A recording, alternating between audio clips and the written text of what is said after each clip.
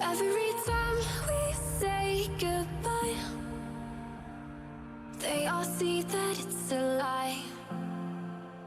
'Cause we always give it one last try. Yeah, you've watched me break 1,000 times. Now I'm all alone, 'cause you never show. You say you will, but then you don't. That's how it goes. Don't wanna know. I'm turning off my mind so I get by. I just wanna be happy, happy tonight.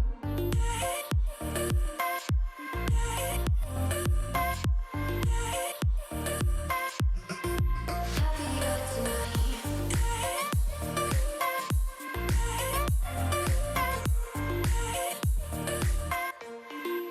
Happier tonight. Can't be waiting for you in the morning. I'ma leave without giving a warning. I'ma leave without giving a. But every time we say goodbye, we all know that it's a lie. Now I'm all alone, 'cause you never show. You say you will, but then you don't. That's how it goes. Don't wanna know. I'm turning off my mind so I get by. I just wanna be happy, happy tonight.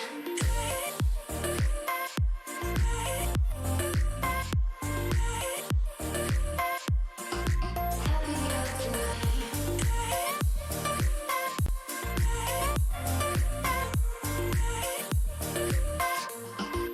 Happier tonight. Can't be waiting for you in the morning. I'ma leave without giving a warning. I'ma leave without giving a. So every time we say goodbye, we all know that it's a lie. I just wanna be happy.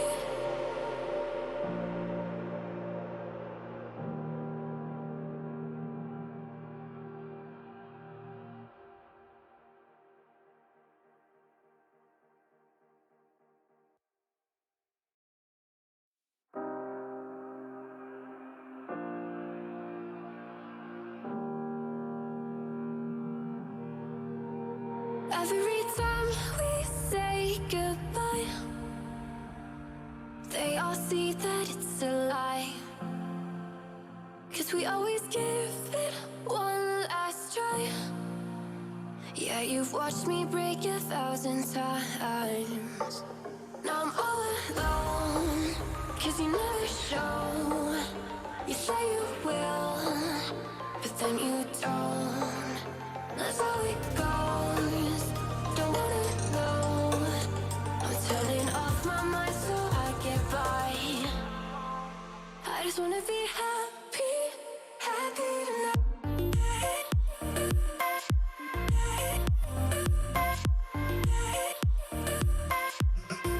Happier tonight.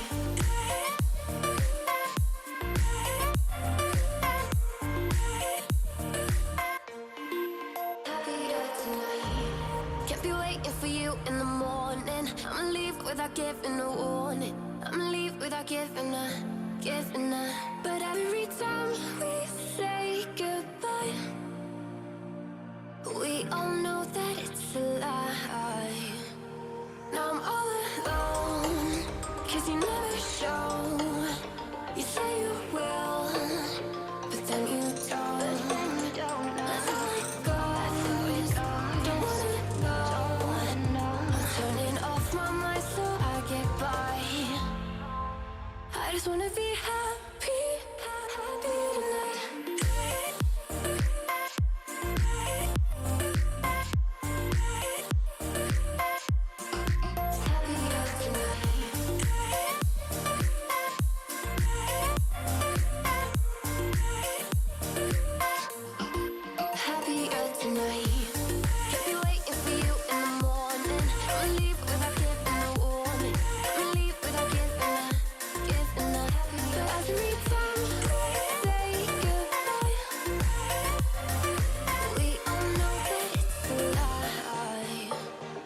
just wanna be happy.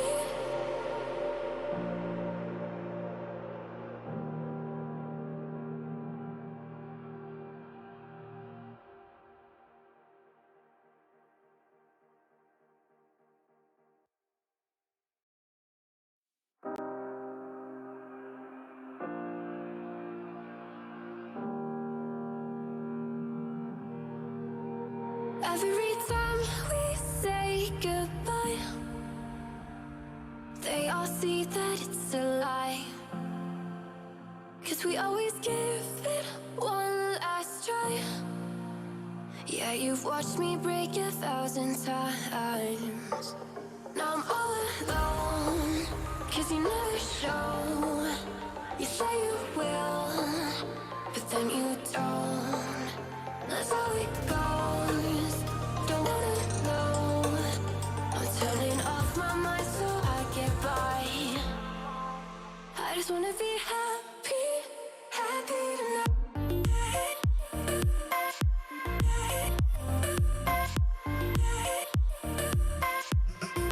Happier tonight.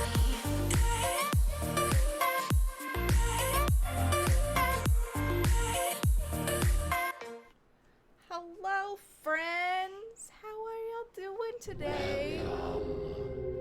We already got a new follower. Welcome to the Wolf Pack, my friend. Welcome everybody to So You Want to Be a Twitch Streamer. This is a panel for the OMG Con line that they are. Oh, we have lots of friends. Welcome everybody. Chaos Kitten. Thank you so much for Rasha. the follow, guys. Oh my gosh. Raven Grey Witch, Purple Chaos Kitten, Lovely Sniper. Much love to you guys. I love that sound alert that you made. I just like it's ringing in my ears and it makes me happy. Yeet. So we're doing a panel for OMG Con called So You Want to Be a Twitch Streamer with the lovely Reluctant Hermit. Hi everyone. Triggs! Gifting a sub to Thorgorn. Well, thank you for letting him back into the Awu Pack. So we've got a bunch of stuff to go over today for So You Want to Be a Twitch Streamer. The Reluctant Hermit has been awesome to join us today and help give his point of view from someone that is on their way to partner a lot further than we are, and kind of just teach the things that we have had experience with throughout our entire journey as a streamer.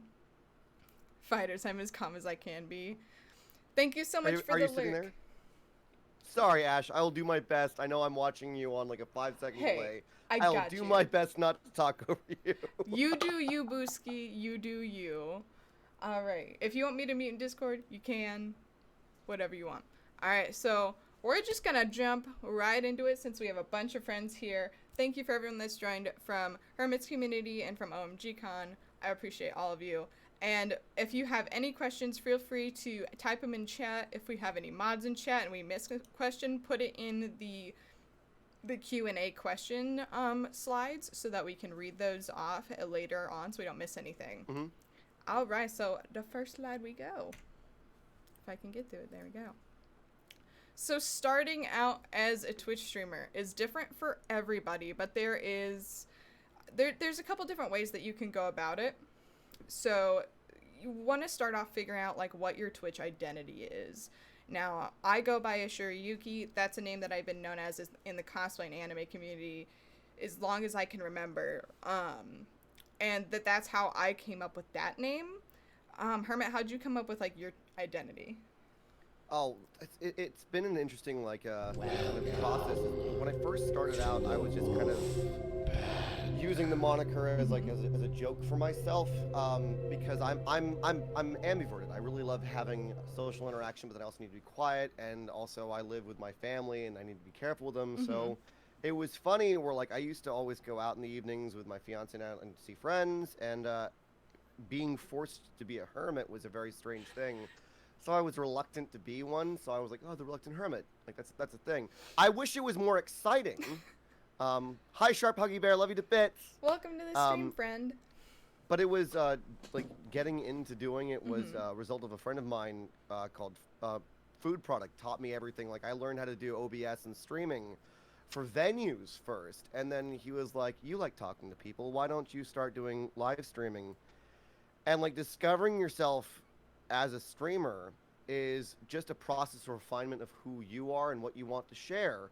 So at the beginning, it really was just kind of all over the place and all of my interests. And as I started progressing, I started realizing, like, well, what do I actually want to do with this platform? And it kind of got refined down to a point where it was after I hung out with Super, you know, because he's been a business coach forever. And he's like, be you, but what do you want to create as an experience? And I thought, well, I've always wanted to help people, right? So I thought, how can I refine what I'm doing a little bit of in order to move towards that? And so I started changing some of the games that I was doing. I started changing some of the mood of the music that I was doing. I used to do Metal Mondays way back when, and I realized that for myself, it's just like, well, if my mood is helping people, and for me, some of the stuff that I like is more like medieval / folk stuff, I got to start refining that. And that's when I started looking at art, and that's when I started like kind of refining what I wanted to do. And I kind of wanted to put it also in the direction of like, well, what is my name elicit as well? And, you know, Merlin for me was the original character that I used for everything. Everything was Merlin from Sword and Stone. And now we still have some of that, but it's still cheekily kind of, you know, brought into things as a result. So yeah.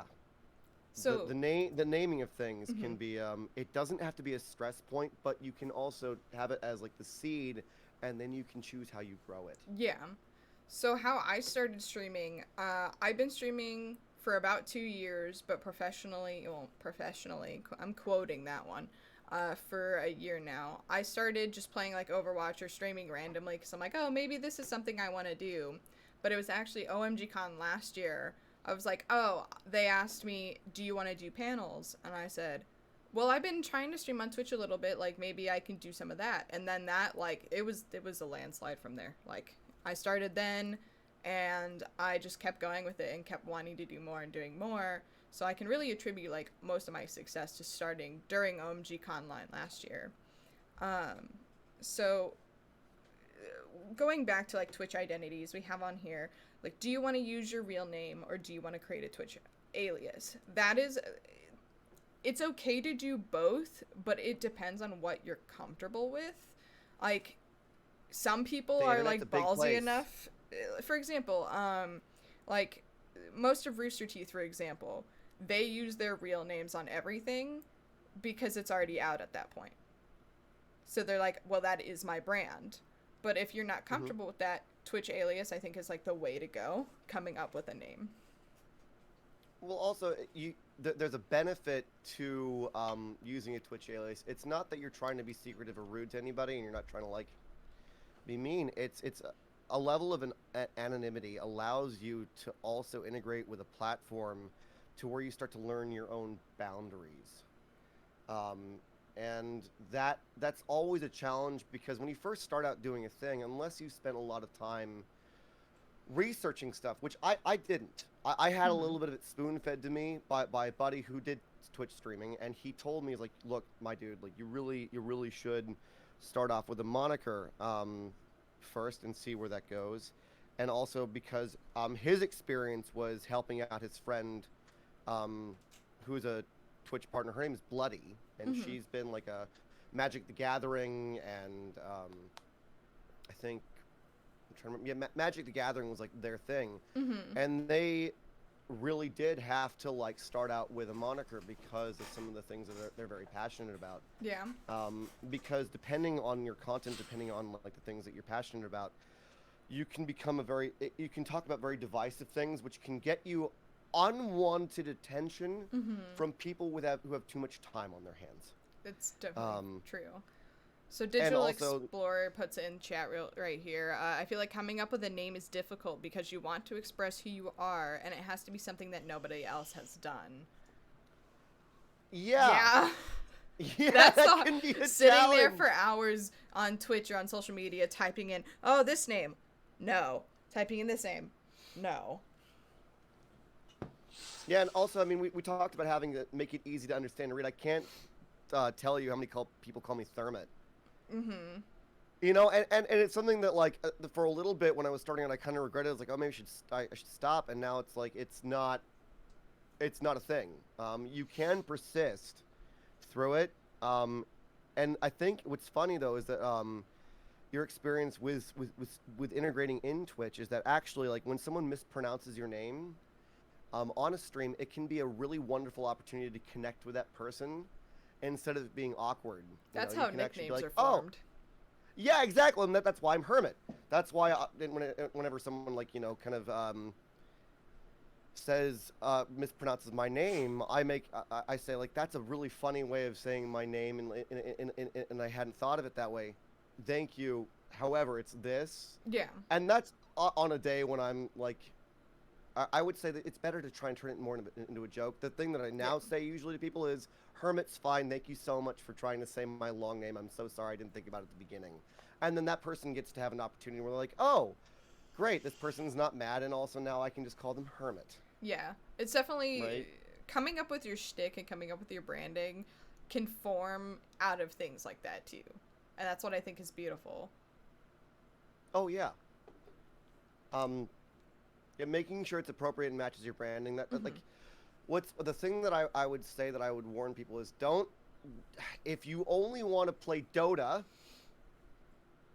and if you name yourself like Dota Slayer or something or other, if you realize in a year or so that you're done playing Dota, it's gonna be hard to change your name. When you're doing branding, I wouldn't brand yourself based on the thing that you're going to be playing. Brand it on you as a person or what your shtick/theme is going to be, because your theme doesn't necessarily have to be the game you're going to play. Like, for example, I mean, both of us really have a very Celtic-like feel to our streams. Mine is more of a darker Celtic, and that's just the way I am as a person. So I branded around that. Whereas, like, Hermit, you, for example, you have definitely, like, more of a lighter fantasy theme. It's kind of like the guy out in the woods that, like, but I mean, what's funny is that the other thought behind it is that I thought of myself later on in life. My goal in life is to be like Uncle Ira outside of a small town, where the local kids have a story about the crazy man and his raven that hang out on his porch, just with a long beard. And so I thought of, like, well, how does that integrate into what I'm doing on Twitch a little bit? And it's like, well, if you look at all of the stuff, it's like, I know that over time, probably the beard on my branding is going to get longer and grayer. Yeah. And you can have fun with that. Like, the other thing is that, like, is that when it comes to having a moniker, don't take yourself too seriously. Have fun with what you are creating and learn to make micro adjustments over time. Yeah, Purple Chaos Kitten says her question is, how do you know when you have found your theme and brand? When you don't. Yeah, it's that. Well, it's consistently morphing over time. It's always changing. Like, if you look at my streams for the past 3 months, I have rebranded probably with the same name, but like colors and looks at least 3 times. It's always like, I'm not feeling this anymore. Need to swap. But it's always like the same. Like, it's the same content, but I'm just like, I want to change color scheme, or I want branding that is always changing. I think the one thing though that does sort of like sometimes stick, because I now know this, is that that you found your thing and what you're known for when you start going and saying hello places that you haven't gone before, and someone says, I know of you. Yeah, and that's you listen definitely. to what they say. Because it's really weird when that happens too. I get called the Bard of Twitch, and I'm like, there are plenty of other brilliant musicians. Like, I do parodies though, and like goofy things, so it's like it's a performance as opposed to like a traditional music channel that I go to see. It's either composition, covers, originals, or originals. And what I've discovered is that I'm now put in this other funny spot where it's like I'm the guy in a tavern that's making music for people on the spot. So that's why, like, my friend Angelus and a couple other people were like, I went in and said hello to Aqualung, and like I didn't say anything. Him and Angelus separately started saying, oh, that's the Bard of Twitch. And I'm like, okay, so now I know that that's what people know me by. Funnily enough, I actually don't mind that, because with branding, you can still work within that we think might be a confine. Oh, here we go, my dude! Decon hosting. Hello. Sorry, I had alerts turned There off. we are. Let's see if it'll play. Thank you for the host in the raid with 27 people. Welcome, everybody. Welcome in. Hi. So I'm Ashiri Yuki. A lot of you might know me from the in-person conventions or when we're doing online cons. But I'm a game designer by trade and then also a soon-to-be full-time career Twitch streamer.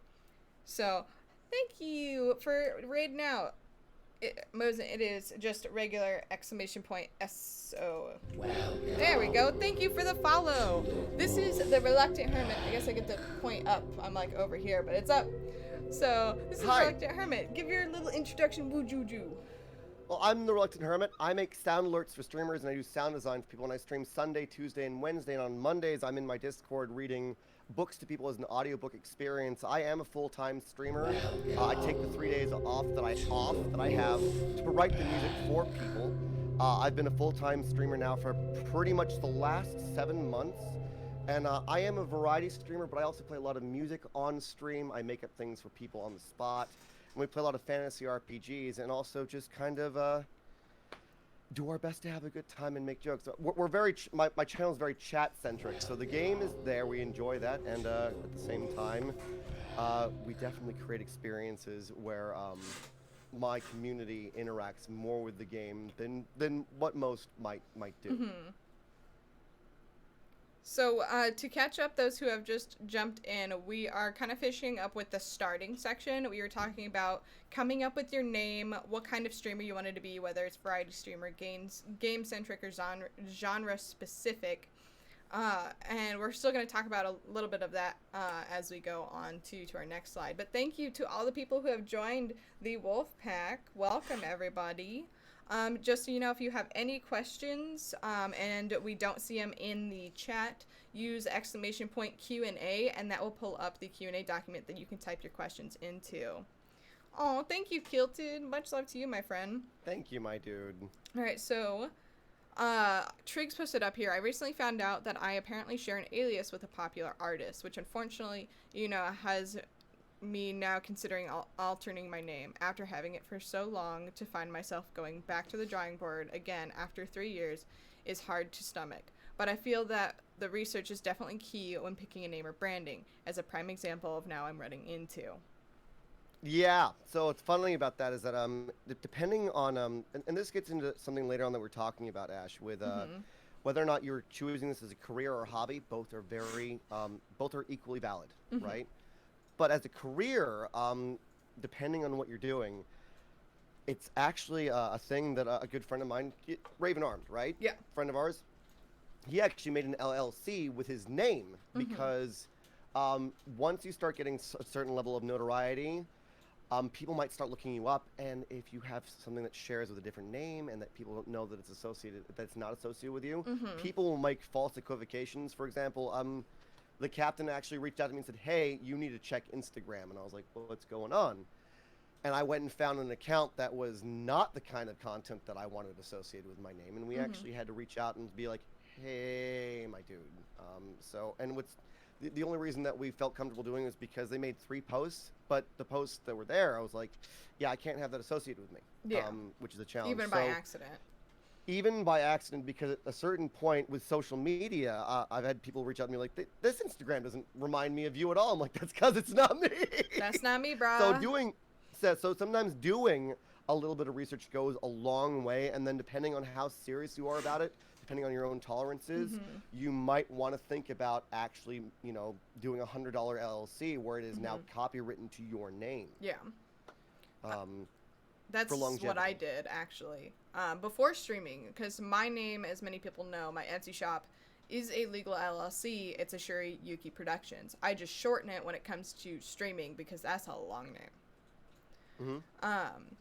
But going into, doing your research, one of the biggest things before you even go live for your first time is you want to watch other Twitch streamers. Don't just jump into streaming without seeing what a Twitch stream is, because you might... We'll talk about part of this later. You might completely wreck Twitch. What is the word I'm thinking about? Not ethics, etiquette. That's the word I'm thinking about. Oh yeah. Well, there's the terms of service, and then there's etiquette as well, which we'll be talking about later on.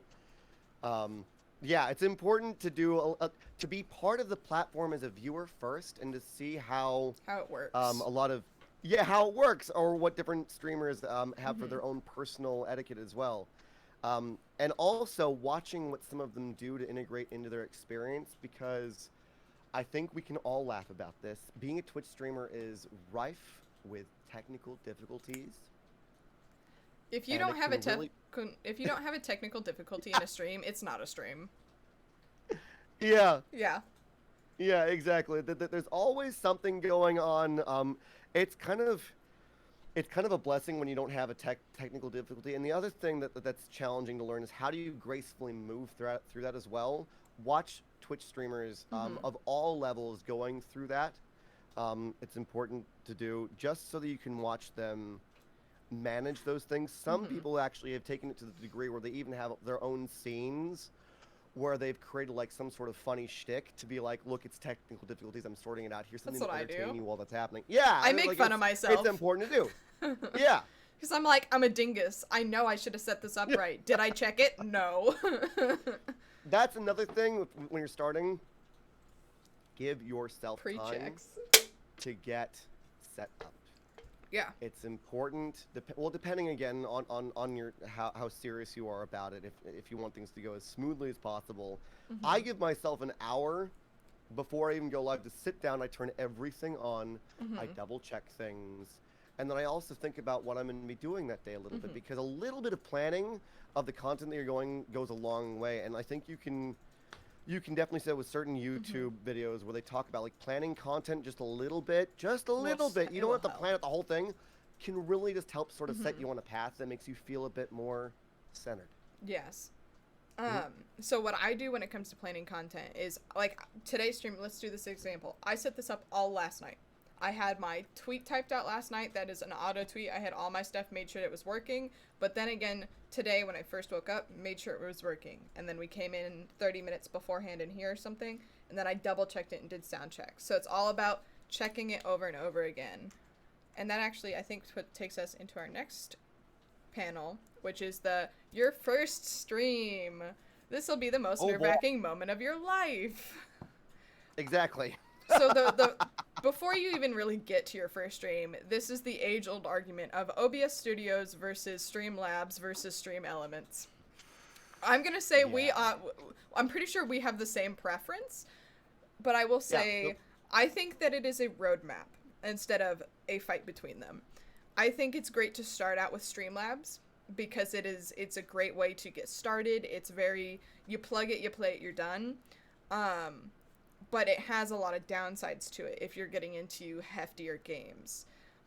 Once you're comfortable with streaming, unless you want to jump right into it, once you're comfortable, jump into OBS Studio where you don't have as much hand holding, and then you kind of get to do your own thing. And the reason for that is Streamlabs eats your computer. It will take all of your RAM. All of it. It's the Pac-Man of programs. It is. Like, it really will just kind of like, it's like, oh, I see that you want to have those sort of resources. You want it to be fancy. Well, guess what, bud? You're going to start maxing out your CPU, and then suddenly everyone's like, why are you going? But it's because it's got the store running live in the background. It's got all this other stuff. It's got everything in Streamlabs runs in the background during your stream. Yep. That's why I ended up moving to OBS Studio. Thank you so much for cheering 100 bits. I appreciate you, Bean. Thank you so much. But that's why, like, I moved over to OBS is because I couldn't play Phasmophobia, which was my go-to game at the time, without it just dying and eating up my computer. I recently switched over to Stream Elements, which is an add-on to OBS Studios. And that's where I do all my overlays now, which we'll show later. Which is way less, It's so easy. oh, what's the word? Resource heavy. OBS is a thing that I will say for a lot of people is very, very scary to first go into, because if you look up on YouTube how to do OBS, you'll find several people that have done things for OBS. I found a guy that did like, I think it was over 20 videos on like all the ins and outs of OBS, dude. And the trouble with that sometimes though is that OBS will update and you have to relearn the language. Yeah. The thing though is that you have to understand at a fundamental level, a lot of the stuff remains the same. and learning some of the background stuff that is some of the technical jargon that seems scary isn't that scary if you look into it just for a moment. And that's why I went with OBS Studio after I used Streamlabs for a little bit to get up off the ground. I had a friend that was a mentor of mine that basically like hung out in Discord with me and showed me OBS. And that's another thing that I think is important, is finding mentors and friends who already are streaming and asking like, hey, I'm having this issue. Do you have a solution? And invariably you will start finding people that can help you. And that's why I moved from Streamlabs over to OBS Studio, because I was given an opportunity to learn how to use OBS Studio. And for anyone that thinks that you need like the god tier computer to stream, you don't. I That's know why so many OBS people is that stream on potatoes. Yeah, and they can do it well. Yeah. Streamlabs is great for starting out with things. As you progress, OBS allows you to have a lot more leeway with what you want to do. Yeah. It doesn't hold you back. Now, this first stream of yours, you don't need it to be like absolutely perfection. Don't go for it being professional. Use the stream to figure out, is this something I want to do? Don't be like, I'm going to drop money into my overlays. I'm going to drop money into my sound alerts. We're planning. No, you want to be like, have fun at it, because if it's something you end up not liking, you don't want to be in the hole in investments, because eventually it's going to be an investment if this is what you want to do as a career. So take time, play something you like, and just vibe with your friends for your first few streams to see if this is what you want and if it's something you're comfortable doing, because it's what I call it, and I don't know if you have different language for this. I call it being on. So I'm here talking to you guys, and it seems very like relaxed, like I'm used to this. Right now, I have a switch flipped. I am on. But when I'm off stream and we're in Discord just hanging, I'm off. So I have a completely different hold to myself. And that is very taxing, and a lot of people don't talk about how taxing that can be, because you have to think everything you're going to say so you don't flub up or say something you don't mean to say. It's like being present the entire time, because sometimes I think about this, like, if you go to the grocery store, you don't look in everybody's eyes all the time and try and interact with them, right? You are just doing your own thing in your own space. When you're in a public space where the focal point is you, however, you do have to be a bit more present with what you're doing, and that's why it's important as well to also just try and give yourself a little bit of mercy as well. It's okay just to be you. Everyone does goofy things. And the other thing with streaming with your first stream, think of it as it's always practice. It's never a perfect thing, right? And one of my best friends and mentors who teaches me singing taught me to change my relationship to what I'm doing. Instead of going into a place where you're like, oh, I'm screwing this up, I'm doing this bad, going into a place of judgment, take a step back and just observe what worked, what didn't work, move forward. And how to be better. If you like what, and how to do, but it's always a process of refinement, and it's always a process of learning. And that's like a key moment where, like, if you are uncomfortable with that at this point in time, reevaluate what you're doing and how you're doing it, and if you want to do it. Yeah. Change over time. We kind of went over all of that. As you progress, be prepared for micro adjustments. Yes. Yeah. You gotta. Every single day, I'm tweaking stuff. While we're sitting in here on this monitor, I'll see it peak, and I'm like, I don't like where that sound is. Shift. Or I don't like how something looks or something. I'll just shift. Midstream. You're never not tweaking things or changing the way you do stuff. It's why streaming is a very involved process. While you think that the streamer may just be paying attention just to the game, it's like, no, we're paying attention to our friends. We're paying attention to our OBS levels. Even some of, like, if you have outboard stuff that you use, you have to pay attention to that as well. It's very, very, very, very involved. And yes, Kilted Viking, Stretch. I'll do that for just a moment. Also, that's a good thing with your first stream. Always have Stretch in there, because you will forget. You will forget. Or just, like, get up and go to the bathroom. Like, don't just power through 12 hours. First of all, never stream for 12 hours unless it's an event.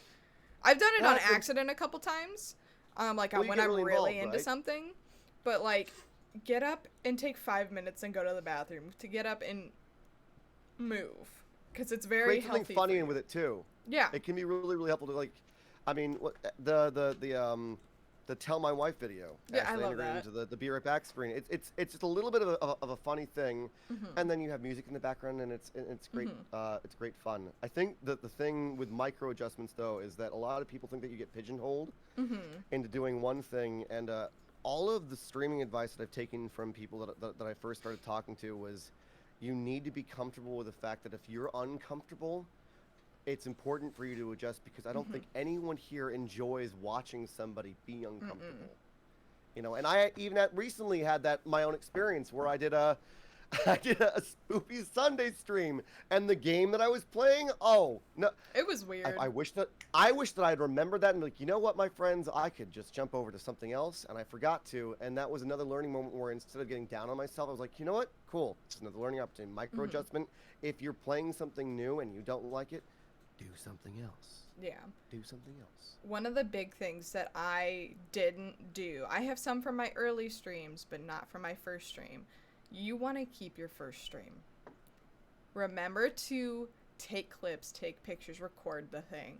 Because when you get to where Hermit and I am at, you're going to want to look back at that and be like, hot dang. That's where you started. Like, then you can compare. But also it's like, it's that memory. So when you hit your 2-year anniversary, your 3-year, you can have it in a video or look back at it with your community and be like, y'all were here during that. We started there. So that's something I wanted to put in there, because I regret, I have one of my very first from during OMGCon last year, but I don't have my very first stream, which I wish I did. I think I have it on Facebook. All right. So I used Restream at the beginning, actually. That's another thing when you start. So when you first start out, this is another thing that you might see everywhere. Hot take. I'm not a fan of Restream, because the more places you go sometimes, what I discovered was that my personal life and my new life were starting to get into a weird place.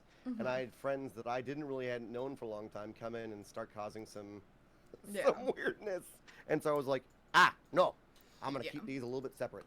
Also, it's just a lot more input sometimes as well. Yeah. So we kind of already touched on branding a little bit, but I wanted to go over some key themes again. When you come up with your branding, we were talking about this with your name. You want to figure out what your theme is, your color palette.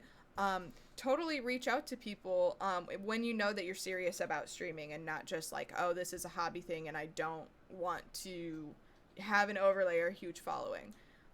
You want to, if you can't do it yourself, look for other people to help you. There's plenty, and 2 of them are sitting right here. So yeah, plugging us a little bit. Hi. So for example, I make overlays, panels, social media, you name it, I'll make it for you. Like, this is what I've done here. Reach out to those people, whether it's us or someone else, because we can help you figure out your branding. We can help you figure out where you want to go. And doing that takes leagues off of your shoulder. And I've talked to several streamers that are like getting officially into it, as I say, and they're like, I don't have to worry because I know I can just come to you for it. Yeah, no, that's having people to reach out to that have already gone through that process themselves kind of also just relieves a lot of the stress of trying to create something from the ground up by yourself, because you can get choice paralysis, right? You don't know what you necessarily want, and that's why I've had. This is why, as someone that does sound design for people, like I do whole packages for people where it's, raid, bit, sub, follow, those things, and like, how do you get that in your head? It's like, well, I think about, do you call your community something? What is the theme of the things that you're doing? Do you have a particular kind of a game that you like? Are you a single game like streamer? Like I have friends that like all they do is Phasmophobia. So if they came to me with I just do Phasmophobia stuff, I was like, well, I think that everything that we do with sound design now will all be revolved around jump scares, ghost sounds, spectral things. And that makes it a lot easier, whereas the person that is doing Phasmophobia would be like, well, where do I even begin? It's like, well, let's start with, this brick and let's start building it up. So that people also, I think that I found also with sound design and branding and even like your overlays, people fall in love with the look of something and the sound of something over time. So finding people to talk to is one thing that is really, really, really important. And listen to them with a grain of salt, though, as well. Yes. Their experience is not the end-all, be-all. Yeah, their experience is not your experience. Exactly. So Oh, Rasha Rosh says, is asking a good, yeah. yeah, does it put a lot more stress on you guys as well? I mean, it can. I don't know for you, Hermit, but I've come up with a very good work-life balance. At least I think. Don't ask Ty; he'll disagree. Well, So I like during the day when I'm not streaming, I'll hang out with Discord and work on what clients I have, and I enjoy it. It's because my background is in art and graphic design and game design. So any chance that I get to work with a client and bring their dreams to life, it gives me my dopamine. That's where I get my Well, happy drug. yeah, I mean, that's what we've discovered together as well, that sometimes you and I are hanging out, and I'm working on... What was it, the other night when you, like, I hope you don't mind me mentioning this, Ash. Oh, that's fine. I've done some of Ash's sounds, right? We Yeah. hung out in Discord one night and just did it. Yeah. I think actually the next day you gave me the premise, and the work-life balance thing, my dudes, is also finding a little bit outside of what you do to like have a thing that's just for you sometimes, and that can be something as simple as watching anime Yeah. by yourself. So the stress thing that I think that you learn over time is how to balance that, and for myself, that is what we were talking about earlier with the process of refinement.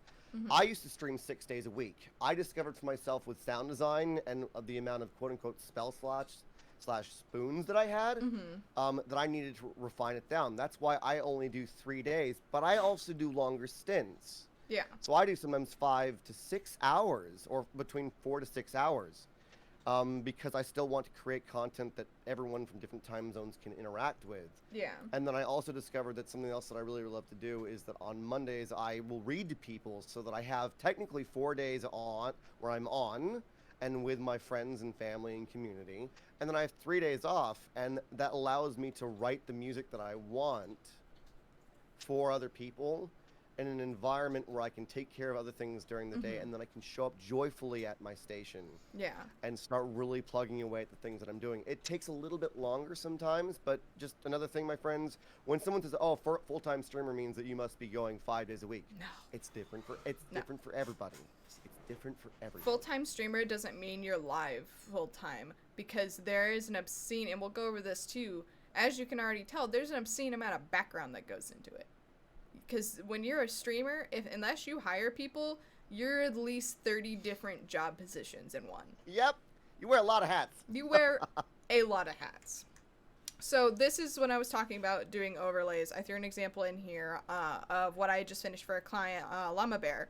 So with one of my packages, this is what you would get, and this is what I was talking about branding. It's a consistent theme throughout.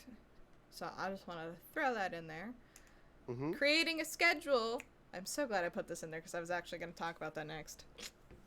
Thank you, past me. Creating a schedule is super important because when you're a full-time streamer, quote-unquote full-time, you're not live all the time necessarily unless that's what you have spoons for. And if you don't understand what we mean by spoons, that's like your mental capacity / mental energy to deal with people or situations. I think that's at least how I know how to explain it. PLK, welcome. Good to So see you, my by friend. creating a schedule of like, I'm going to go live these specific days at these specific times, then you can schedule out outside of that. Okay, I have this amount of time throughout the week to get what I need done or to just chill. But also then your community knows, okay, I can expect them to be live at this time. I can either arrange my schedule around that or just have that peace of mind of knowing that it's happening. Well, it's also good communication with friends, because this is another thing that's important, is that a community is not just people, they're your friends. And I think that Yes. we all know having friends that keep to plans, it's a refreshing thing to know that yeah. someone can do that, Yeah. right? So it goes kind of hand in hand, where like you say, like, I will be here at this time. Those in your quote-unquote community, your friends, your family, right, can kind of rest easy on that, knowing that there is some level of structure, or they can come quote-unquote home and hang out with you. Yeah. And that's where you are, and this is what you're doing at this time. And the communication around that is really, really important. You don't have to micromanage it, but like also creating a schedule is it is going to be very much individual. Again, this is where it comes in, where you talk to streamers that like, oh, like I see that someone streams 6 days a week. How do you manage that? Is that good for you? Or you know someone that streams 3 days a week. How do you choose what days and how do you do that? That's that process of refinement that's important to get into. And also remember that when you have a schedule as you move forward, you are going to have to make adjustments. And that's okay. And that's okay. One of the best pieces of advice that I was ever given is that if you're noticing that something's not working for you, give your friends a week's heads up if you can. Yeah, But when you're gonna also try a new thing. don't stress over it. And that's Because okay to try people that- anything. Yeah, it's okay to try new things. Yeah. So Says the guy that stressed out over it for a long time. Yeah, you did. Purple Chaos did. Kitten asked, which I think I can give a hell of a lot of insight to this one. What if you want to be a full-time streamer but can't form a proper schedule due to needing another job to help with bills? How can one manage a schedule? So I am in literally that exact same position. So I consider myself a full-time streamer because every waking moment that I am not live, even when I'm at work, I'm thinking about the stream, I'm thinking about my community and what I can do. That's what it means to be a full-time streamer, regardless if you're live 40 hours a week. So I work a part-time job at a small business in my town. It's a local craft store. And luckily, my situation there is I get to choose my schedule. So if I want to work 3 days a week there to pay my bills, I can, and I choose my hours. I know that's not the same for most people, but I got very lucky in that. So you just plan around it. So if unfortunately, if you're in a place where you can tell your boss, hey, I would like to be able to work these days, this is my availability, can we work around that? Because I'm working on my dream or working on my future. Most of the time, they'll understand. And most of the time, they will, like, deal with that. If you can't, then just let your community know that, hey, we're going to have an ever-changing schedule for now. We'll try to have something that's regular, but until I can have a sustainable income that is not outside of streaming, that's just how it's going to have to be. And most of the time, communities will understand.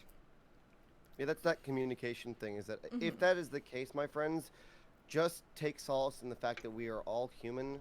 Everyone that usually interacts with you knows that we are all human. Communicating that is your best friend for having a schedule that's a little bit different, or if you need to change things, just remember it's okay to say this is what's going on. The people, and this is why, like, I think our friend Super says, Twitch is not about finding all of the people; it's about finding your people, right? We need to make him write that book. Right, we really do, my dudes, and it's a thing. There are streamers that are successful in being spontaneous, but the background to that is that they usually communicate a little bit beforehand. I write a lot of my posts, sometimes days in advance, sometimes 30 minutes in advance. If you have like a Discord, I write my going live things 30 minutes in advance, and then I wait till a certain time, just to organize things for my mind. Being spontaneous is still a beautiful thing. Just make sure that you communicate that with your friends and community. Yeah. And know that it's okay to be in that place. Yeah. Mental and health issues have stopped me from staying on schedule a lot lately. Should I change it? Because I try to fill in on other days so I can get my time in. Sorry, my voice going away a little bit. I'm a very spontaneous person and have problems planning. So one thing that I can put, like, I've run into that in the past as well. It's okay. It's okay to have a schedule and try to do those days. And if you can't, people will understand. Because everyone, 99.9% of people that use Twitch all have either some type of mental health issue, or we're all just struggling. So everyone gets it. And no one's going to be mad at you that you're not live on this day. And if they are, they're not a real part of your community. That's what we're talking about.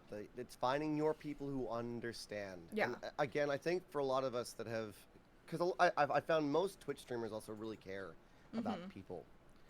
You need to apply that same amount of care and love to yourself, and it is so tricky to do it. I still struggle with it. I mean, I've talked with you, Ash, several evenings where I'm like, I'm getting to that place where I've had a day where I had to not go on, and yeah, I felt guilty, but I also communicated with my friends to let everyone know what was going on, and the amount of love and support that you receive as a result usually helps mitigate that. And you have to remember those moments. You have to remember those moments so that you can move forward and know it's gonna be all right. Yeah. It's gonna be all right. One and also, thing- things don't happen overnight. Yeah, one thing that I Just letting remind you know. myself too, and this is a big thing, yes, you're gonna feel guilty about it, but remember this, if you go live anyways when you're not in a good mental health space or you're not feeling well, you're not gonna make good content. They're going to see it on your face and they will call you out.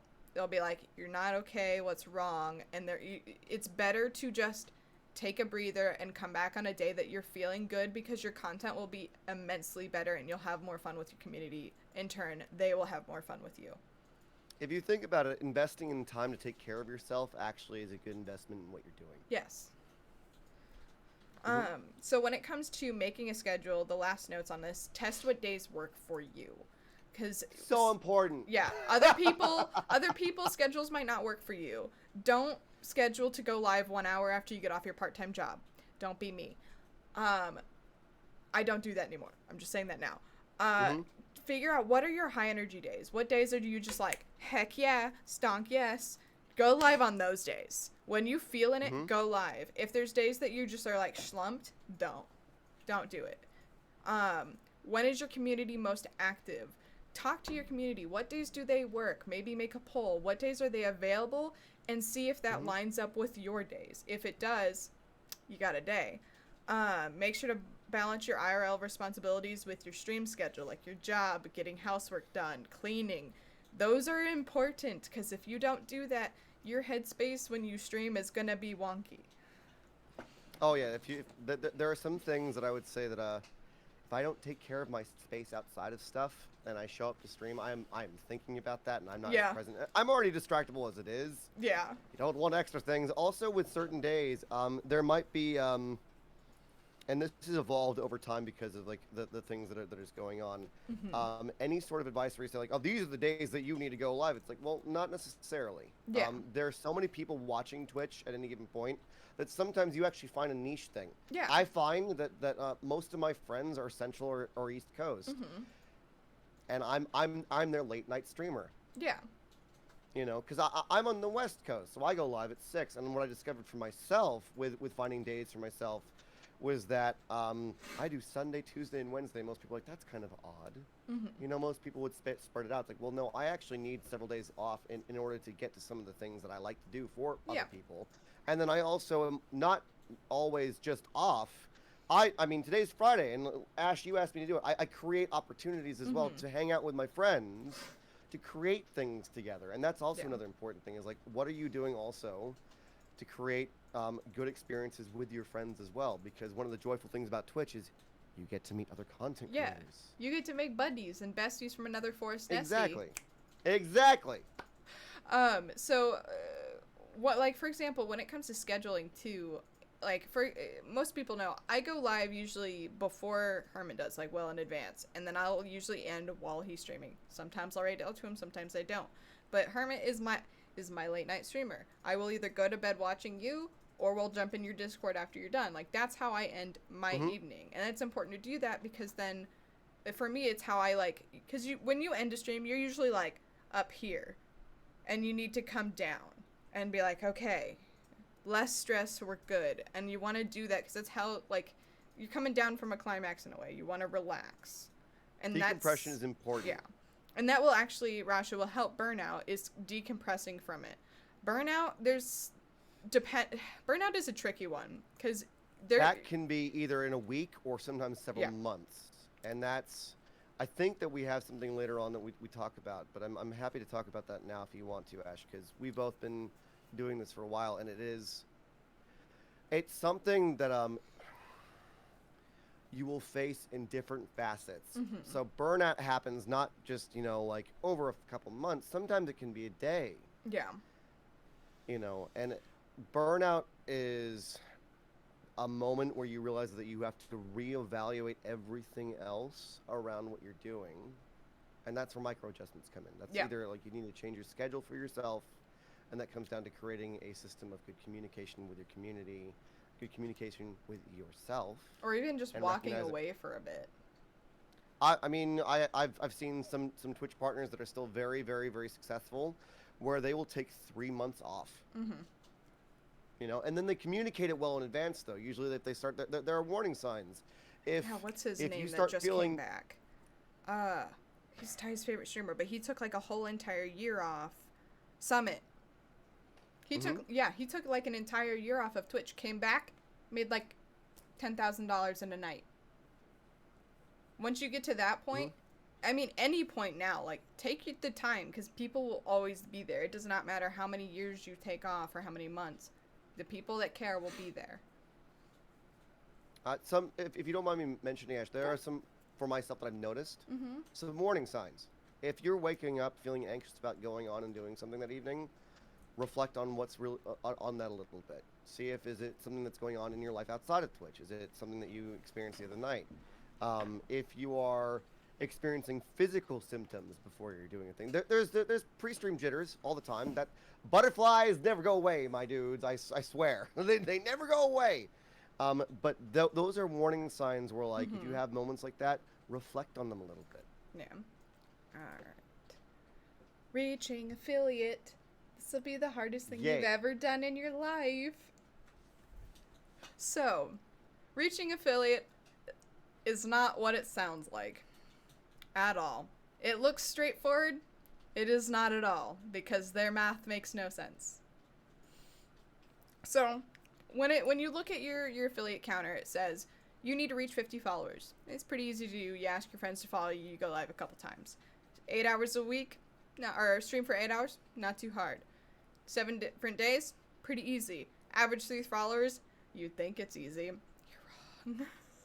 Twitch, big place, my dudes. Yeah, 9.8 million streamers, right? Yeah, Is that what the last number was? Yeah, 9.8 million streamers. And even if you see the number 3 on your viewer count, that does not mean you are going to get 3 for your average. So It's because there's a bot count for that, right? Yeah. Because and that's to ensure certain things to keep Twitch in line with certain laws. yes. So what the 3 average viewers is the hardest part to get, because you need to have like at least 4 or 5 people in there consistently throughout that entire time to hit it in a 30-day period.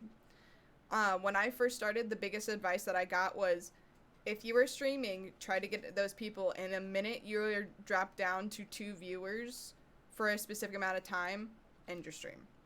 Now, that's not necessarily the best advice, but if you're like, I want to get affiliated as fast as I humanly possibly can, that is how you do it, because it's tricking the algorithm. Aiden O'Connor, welcome, friend. Oh, good. Connor, good to see you, my friend. Yeah, it's an interesting thing when you first start out, and it's like there's doing things smarter, not harder. Yeah. Right. And I think, Ash, that your advice on that is actually really, really good, and I wish that I had learned that early on. Got to trick the because- algorithm. Well, it's a thing that, like, you know, depending on, like, sometimes gaming is only your thing, right? Yeah. Your friends are into other things. Reaching affiliate also is a matter of also getting to know other content creators and building friendships, Friendships and not connections. transactions. Yeah. This is It's not a about very the money. important thing later on,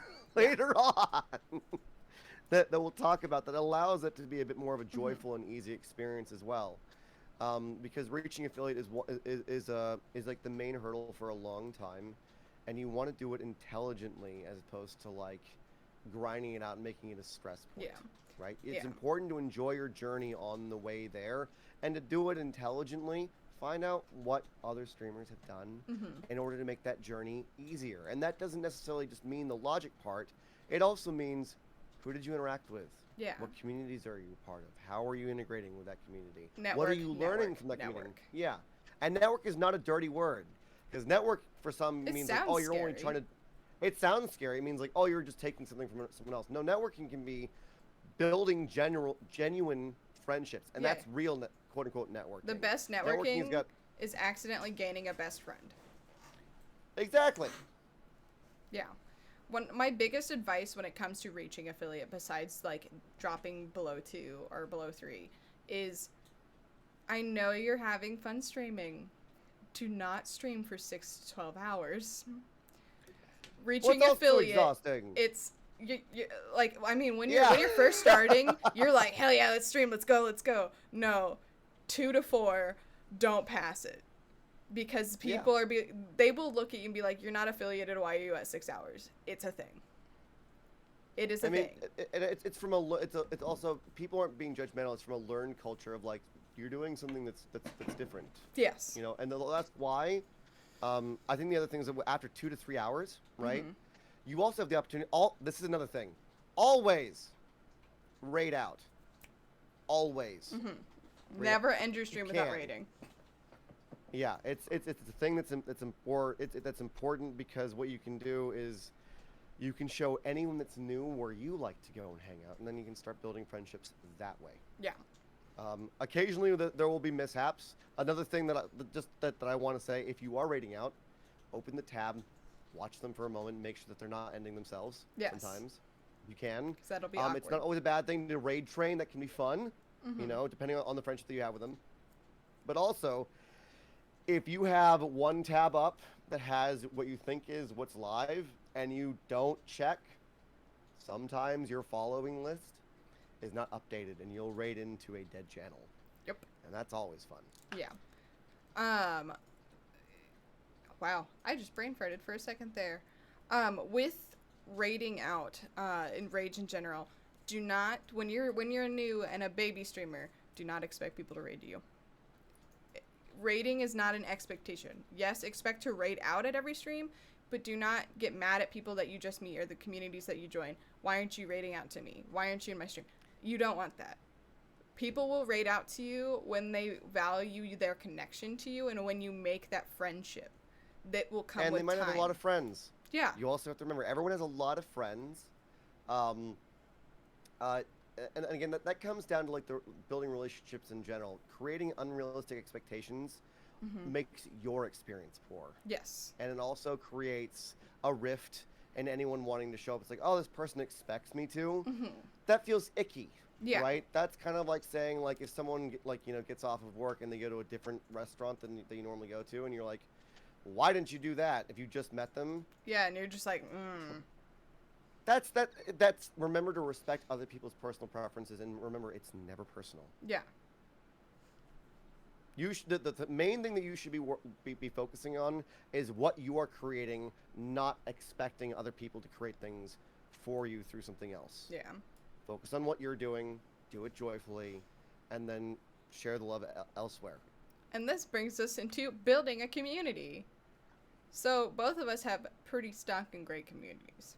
But there's your community is going to consist of 3 different type of people. And Hermit, this might be different for you. This is how it is in my mind.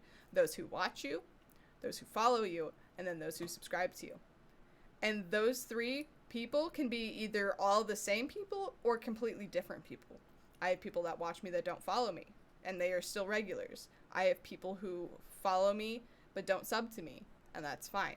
And then I've got the subscribers who are going the extra mile that I would never expect in my entire life.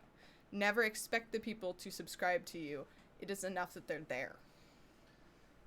This is about being grateful for the time. It's the time that's the most precious thing, right? And again, this comes into the expectations. Do not expect things. Everyone has their own life. Twitch streaming at the end of the day really is joyful entertainment, right? It is entertainment. It's an interactive And entertainment. It's interactive entertainment, and it's up to you to create. At the end of the day, make sure that you're having fun, right? Because I don't know about you, but like I wouldn't I wouldn't join a sports team if the people that were playing it didn't like what they were doing. Exactly. If you're not having fun, what's the Right. point? Yeah, and another fun thing also that comes of that comes off of the branding thing that we're talking about is that what do you call these people? We have like everyone. I think after a while you start developing like the Awoo pack, right? And for me, it's the Shrubbery or the Hermit Squires, the Hermit Knights, or the Dunedain Rangers. Have fun with that, because after a while, it's like, yeah, you're creating your own little family of friends. And it's another thing that we like talking about is that I, for myself, differentiate. I don't think if the word follower to me is not enough. I like the word friend. follows are free. And this is something that Super says. Follows are free. It's up to you to turn that into a friendship, right? Yes. And that's part of building a community. Yeah. Like my community has gone through 2 names. We used to be the Sad Pandas, and that was back in my Minecraft days, and that became a joke because I accidentally killed my pet panda, and I still cry about that. I was so mad. I have a clip on it. It made me so upset.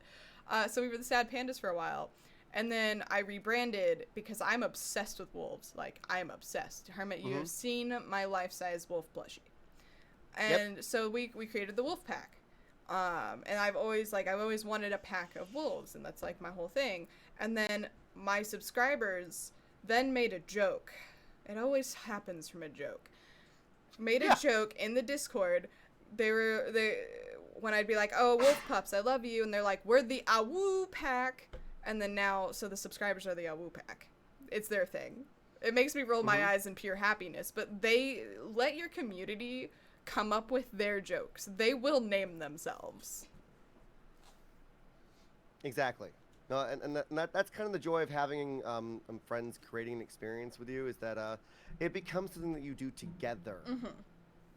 That's an important aspect of it, which reminds me that.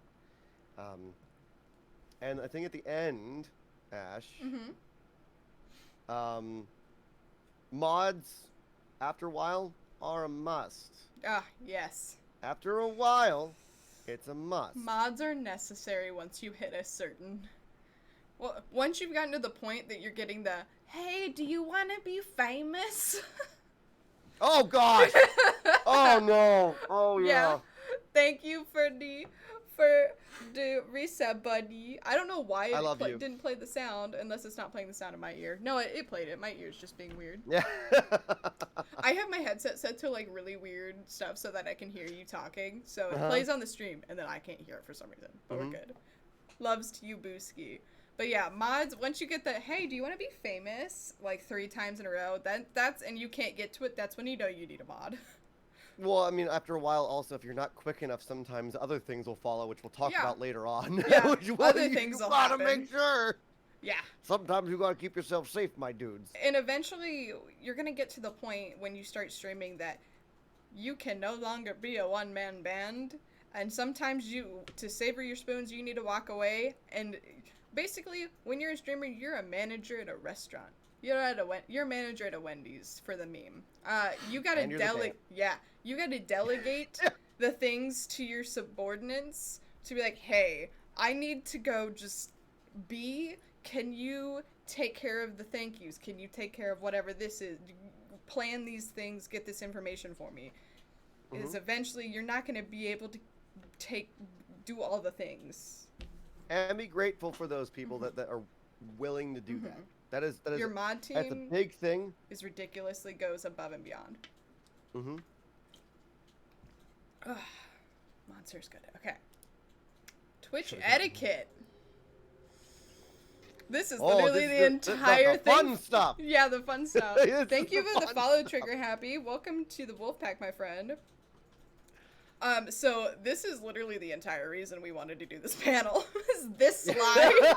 We talked for days about this slide, quite literally. So, Twitch etiquette. There is a way to do this, and there's a way not to do this. And it's going to depend on the interaction that you do. And again, I want to preface this. If anyone is like, oh no, I'm doing it. We are not judging you. We are not angry. Yeah, we're here These are things that have been passed down to us from other people who've been doing it longer. Speaking of which, look at the Bye. chat. Unless that is a real person being a goofball. I love that. Okay, there we go. Speaking of which, sometimes I you love want to how go I said it. where everybody knows your name. No thanks. That was humorous. I almost let that one stay. That was good. Oh. Yeah. Oh, that got me. So, Twitch etiquette, don't be like that. There's ways to do things, and if it's okay if you're doing the things that we're about to say don't do, this is your learning experience. It's okay. In some places it's okay to do these things. Some places it's not. You gotta feel it out, you know. And Ugh. that's what we're talking. That first point, depending on the kind of streamer that you interact with, there will be variances. This is why it's important to watch the streamer, to watch how chat is moving, to watch how mods interact with the chat sometimes, Yeah. right? I actually pay attention to that a lot. If I see a comment and then I see it get deleted, I know, okay, that's not a thing that's allowed. Yeah. Right? And also, if you do see a moderator, I've actually had a really, really lovely experience where I've reached out to a moderator in a stream and said, hey, I see that the space is really goofy and kind of like good, chaotic, good energy. What are some things that you would say that you don't? And don't expect them to reply to you, I would also say. But if you really love the content and you want to, like, you know, have a good experience, reaching out to a moderator during a live stream isn't a bad idea. Yeah. I did that for my friend Nerdy Jane, where one of their moderators is called I Got Tats. Reached out to him and said, like, hey, like, do's and don'ts, and he just gave me a whole list of things. Yeah. One of the things that I also wanted to bring up with Twitch etiquette is, again, everyone's stream is going to be different. The way Hermit conducts his streams and community is an entire 180 from how we do things here in the Wolfpack. Like, for example, here, except for today when we're doing the anime convention, usually it's a sailor. We're sailors here. We'll curse up a storm. We'll most things are allowed unless it crosses, like, that line that everyone knows usually not to cross, except for those specific people that apparently don't know about lines.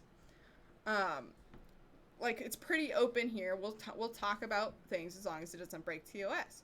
Whereas at Hermit, you have a lot stricter rules compared to what we have here. I'm PG-13. Yeah. You know, and it's, again, my friends, like, any place that you go, also recognize that the person that is doing the stream is a holistic person behind it as well, right? Like, so I again, like, Ash and I are like the bestie from another forest nestie, right? I don't sit here in judgment that they conduct things differently. I do it for myself for a different reason.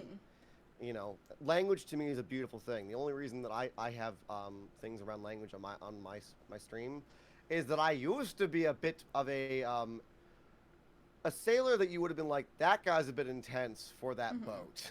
Yeah. Right? So, again, my friends, like, there are going to be different spaces with different feelings, right? Yeah. So, and that goes into, like, depending on what kind of streamer it is, there's going to be variance in tolerance. This is the biggest thing that I have had to deal with, this next one, in my entire streaming career. Do not beg people to subscribe or to follow you or to put you on their host list. That is the worst baby streamer thing you could do. Don't do it. It's going to turn everybody off from you. It is okay to remind people about Prime subs. By the way, use your Prime sub. Because that's free and it doesn't cost anybody money. But whereas begging people to subscribe to you or, hey, reaching out to a streamer and saying, hey, will you add me to your host list when you don't even know them? It's going to immediately get you blacklisted from everywhere. They're going to be like, nope. Well, yeah, because streaming should be a two-way experience. Yeah. It should be a two-way experience. Russia says and yes, there's Russia, there is a host list. Yes, so that's, I can't remember right off the top of my head in settings, but it's in there. You can set, like, these are the people that I want to auto-host. So, like, when you're not live, it's going to host those people when they go live. Yeah, nobody wants a beggar. You want to make the connection with them first. And even then, like, I would never ask Hermit to add me to their host list. Like, it is up to the streamer's choice who is on their host list. If you make it onto that, dope. If you don't, it's not a judgment either. It's not. It is not a judgment because just remember that it's not a judgment. It's just a thing. Yeah. Also, don't ask to collab with someone you just met. That word can, again, this is different for each person, right? I've seen that word used elsewhere where it's been kind of challenging. 'Cause it's like they utilize it when they've just, like you said, like you said, Ash, they've just met. Yeah. And there's a way of, how do I put this? Sometimes language does not land the way that you think. Yes. right? So when you say collab, most people think, oh, this is a professional thing. How do I know you? I don't even know you. With streaming, you're live with somebody. You are at the wit and whim of their emotion slash reaction, and how they speak. If you don't know somebody, you're in for a wild ride sometimes. Yeah, because you don't know what's going to go on. You and I know how to hold a conversation together. We know how to interact with each other. But if we didn't know each other and this was our first interaction, that would be like, oh, no, you go. Oh, no, you go. It would be very uncomfortable because you don't know the flow of that person speaking. I mean, like, the funny metaphor that just came into my brain is that your first date should not be taking someone to your parents' house sometimes. That is it. Yeah. That is it. And again, I want to make sure that no one's like, well, I did that. I'm not judging that. It's the metaphor of the thing. Yeah. Right? Like, your community is essentially your parents' house. If I'm bringing It's someone your home. that nobody knows into this, unless I've screened them first and nobody knows who they are, that's like, because you don't know what they're going to do. You don't know if they could offend somebody. You don't know how that's going to go. Also, Exactly. our last point on here, add to the experience, do not detract from it. That can be a whole, and I think if we can keep it as succinct as possible, for myself as the viewer, right? I'm a serial lurker a lot of the time, because I love supporting my friends quietly. But when I do interact, I think, how can I add to this experience? How can I make either the person smile? How can I connect to the content they're talking about? Detracting from things, and again, I think that we're going to get into some squirrely mentioning this, is that how you leave a space sometimes is important as well. If you have, so good example, if you hang out with a friend, and they're Thank you for Panda, the you gift of lovely being. subs, Boo Boo. I appreciate you. If I'm hanging out with a friend, so I'll to make this simple, if I'm hanging out on a friend's stream and I'm about to start going to stream and I want to say goodbye, I let them say, like, I love you to bits, I need to go, you have a wonderful rest of your evening. What that does is it assures the person that, one, I'm in good communication, I care, and yes, I am leaving. I do not tell them that I am going live 5 minutes afterwards. Yeah. And this will be different for each person. And the reason that we talk about this is because some people are hobbyists, and this doesn't bother them at all. Caskin, thank you for the 20 biddies. Appreciate you, I love you, Boo Caskin. Boo. And others are professional. This is what they do, and this is what the content they create.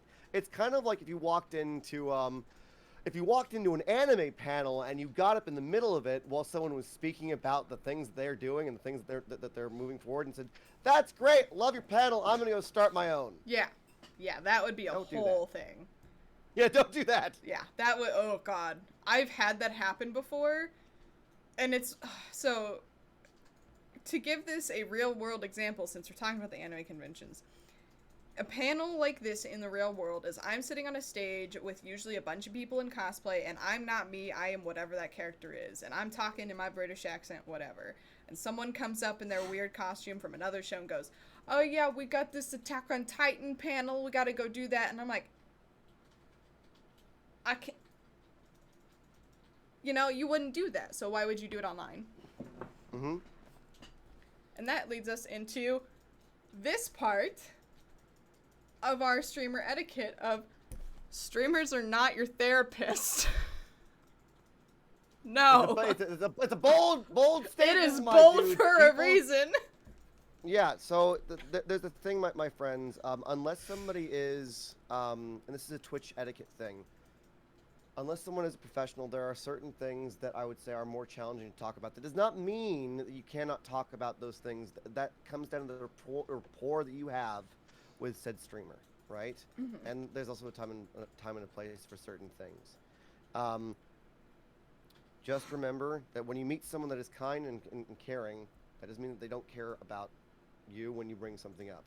However, there are certain things that you can ask each streamer what are the things that you're comfortable with integrating into your stream and talking about. There are some brilliant streamers who actually are psychotherapists and psychologists that are open to that. But for that's certain their things. shindig, and that's Yes. their shtick. Like when we're talking about the themes of your stuff, if they're open that that's what they do, then that's fine. But Also, I just want to reiterate what Rosh just said. That's one of those brilliant things.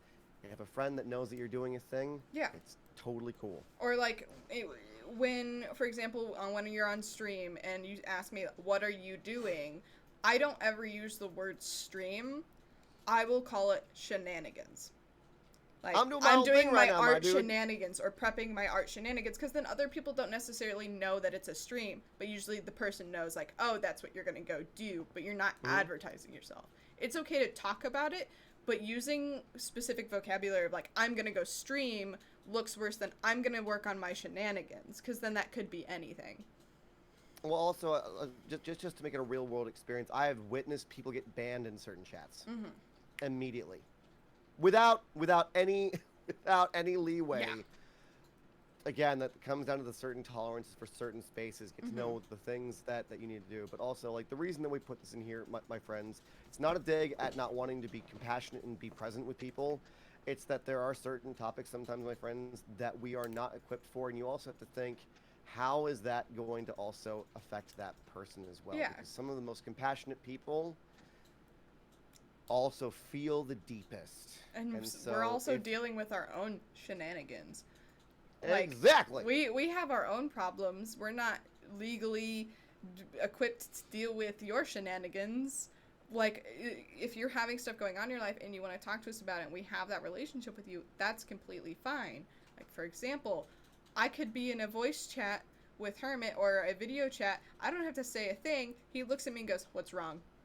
What's going on? Yeah. He'll know. And that's But building that's that rapport and friendship. that friendship. right? So that's when it's okay to speak about what's going on. Not trauma dump, but speak about what's going on. But if you don't That's the know the word. person and you're just gonna 30-page essay on your life experience and what happened to you, that's a problem. It's not gonna land the way that you may think. It's important to be seen, right? But you may overwhelm the streamer, and also Yes. as a streamer, doing that yourself, remember that own process yourself as well, right? There's a time and a place for certain things. It's okay to develop. It's okay to develop the friendship with that person to that point, because, like, I mean, a good real world experience, good real world thing, right? If you're, and again, if you're sitting at a bus stop and you're having a really, really, really terrible day, are you going to turn around and start shouting at someone about your terrible day? Yeah. And if you're on your first date with someone, you're not going to be like, "Hey, I watched someone die last year and it really messed me up." Like, you're not going to look them dead in the eyes across this romantic table while you're eating spaghetti and go, "I watched someone die and it messed me up." No. So Check, why please. would you send that? Yeah, check please. Why would you send that to my inbox? Because we're not here to help random people. We're here to make you happy and uplift you, yes, but we're not here to fix your problems. That's not our job. And again, that comes down to what the person is capable of doing and paying attention to what the person is comfortable with asking questions first. Because I've had some really, really lovely experiences where someone came in and said, like, "I really, really like your attitude. Is it okay if I reach out to you about a certain thing?" And I always and I always say, yes, of course, with the premise, understand that I'm here as someone that is an active listener who cares. Am I capable of fixing something? Not always. Yeah. I am only human. You can only And so give that your comes down- insight. Exactly. And also, just as a TOS thing, my friends, just as a reminder, you can get in trouble if you do give quote-unquote professional advice. Yep. So always preface that with, "I'm not a professional." Because they can sue you. Yeah, and if people are wondering why we're bringing this up, it's because I follow a lot of streamer TikTokers, and this is a big thing that people do and don't talk about. And so if you're starting out, we're trying to give you an opportunity as well as a streamer to immediately have a boundary where it's like, figure out what you're comfortable with. Figure out what you are comfortable with. Yeah. So, we have a couple slides when it comes to the do's and don'ts. Like, this is still going on the Twitch etiquette. So, do's, this is the positive stuff to do. Like, this stuff will get you places. We brought this And up joyfully. a million times. Network, make friends. Networking is not a dirty word, as Herman said. It's how you approach it that matters. Excuse me. So getting to know the person, don't ask them to follow you back. Like, follow for follow was super popular, like, what, 7 years ago or something, like, on Instagram when it first came out? It is still a thing that I see, and I think that the interesting thing about that, right, is that follow for follow can create an expectation that is not healthy for your own mind, because then you expect that person will always be there. Yeah. And when you're first starting out and you're trying to like accumulate the things, I will say that the most wholesome way to develop the things that are important for affiliate is when you actually do approach it like a friendship, as opposed to like here's my business card, here's your business card. Even in business, that doesn't actually get you that far. When I was working as a freelance, because I used to do pain maintenance for people as a medical massage therapist, handing someone your card and expecting them to call you doesn't work. No. Doesn't work. They'll throw it away. Developing an actual friendship is what really works. When like get to know them, you know, it's important to do that. And also sometimes like you may be enamored by something for a moment, and then you go back and suddenly like, whoa, it's not what I signed up for, my dude. You know, and that's an important thing of like get to know people. Yeah. It's okay. Be judicious with your time. Yeah. You want to make friends with more streamers. It's good to make friends with your community and the people that watch you, but make streamer friends. Because the more streamer friends that you have, the more people you can make content with, learn from, play games together, and they'll know how to act in your stream usually. It's instead of just playing with someone who's not used to streaming, who doesn't necessarily know doesn't know the Twitch etiquette, for example. And also, this popped in my head, and I'm going to say, it's not off topic, it's on the do's of Twitch etiquette, but not about, like, making friends. When you're streaming, you want to constantly be doing something. Because if you're sitting there quiet, it's going to make that awkward silence that nobody likes. Because it's awkward in person, it's awkward online. You want to constantly be doing something. There's not much of a break between Herman and I talking, because we know if we leave I'm too also much excited of a break, to talk about this. Yeah, that too. That's what we're talking about. Do things that you love. Yeah. Right? Because then you're engaged in it. Yeah. Because if You're actively engaged in it. Because someone's only going to give you 5 to 10 seconds to impress them before they leave your stream. You have to, if they see you just sitting there quiet, just playing the game, 99% of the time they'll leave. But if they see you like talking to people up and about and talking to chat and explaining what's going on, they'll be like, oh, I want to see, where's this going? I want to see more. Well, I mean, even just talking that's why we talk about playing the things that you love, right? Something that makes you excited. Yeah. You know, and over time that also sometimes changes. But you know, when I first started out, I was playing Mordau, which is it's an intense game, and I loved to shout at my screen in a goofy way because I was excited to be doing medieval combat, and that goes into like also being yourself, right? It's okay to be your goofy self and all of your quirks. Yeah. It does take a lot of Believe me. practice, though.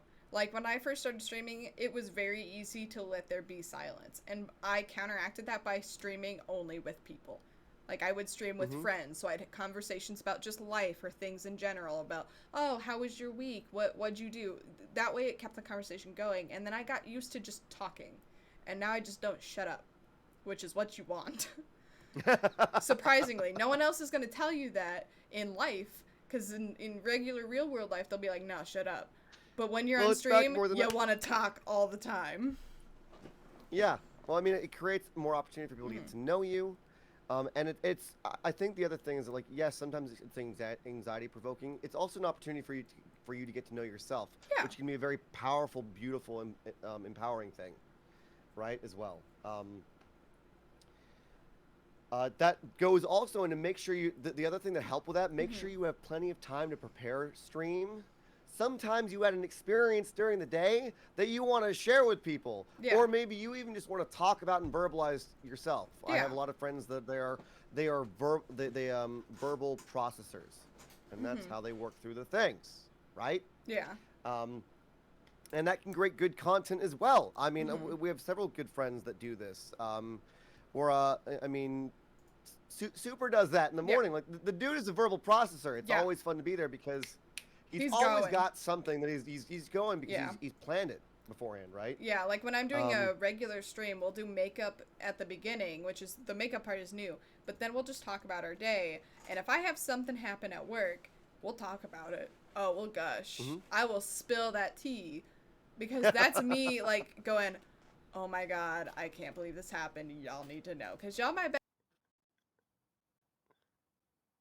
and people love it. They'll suck that in. They love it when you got tea to spill on stream.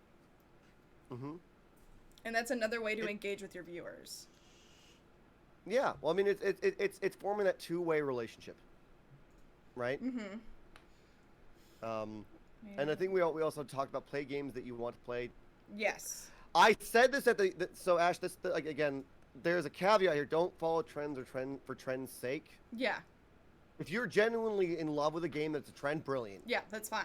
If you do not care for a thing and you're just like, oh, I should do this to get the, it's not going to work out the way that you think. Yeah, for example, don't do a hot tub stream just because hot tub streams are popular.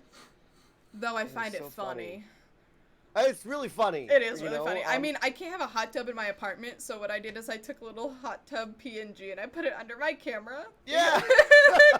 So I was like, this is really dumb. Here you go. And it can be humorous. You still integrate part of who you are into Yeah. a thing, right?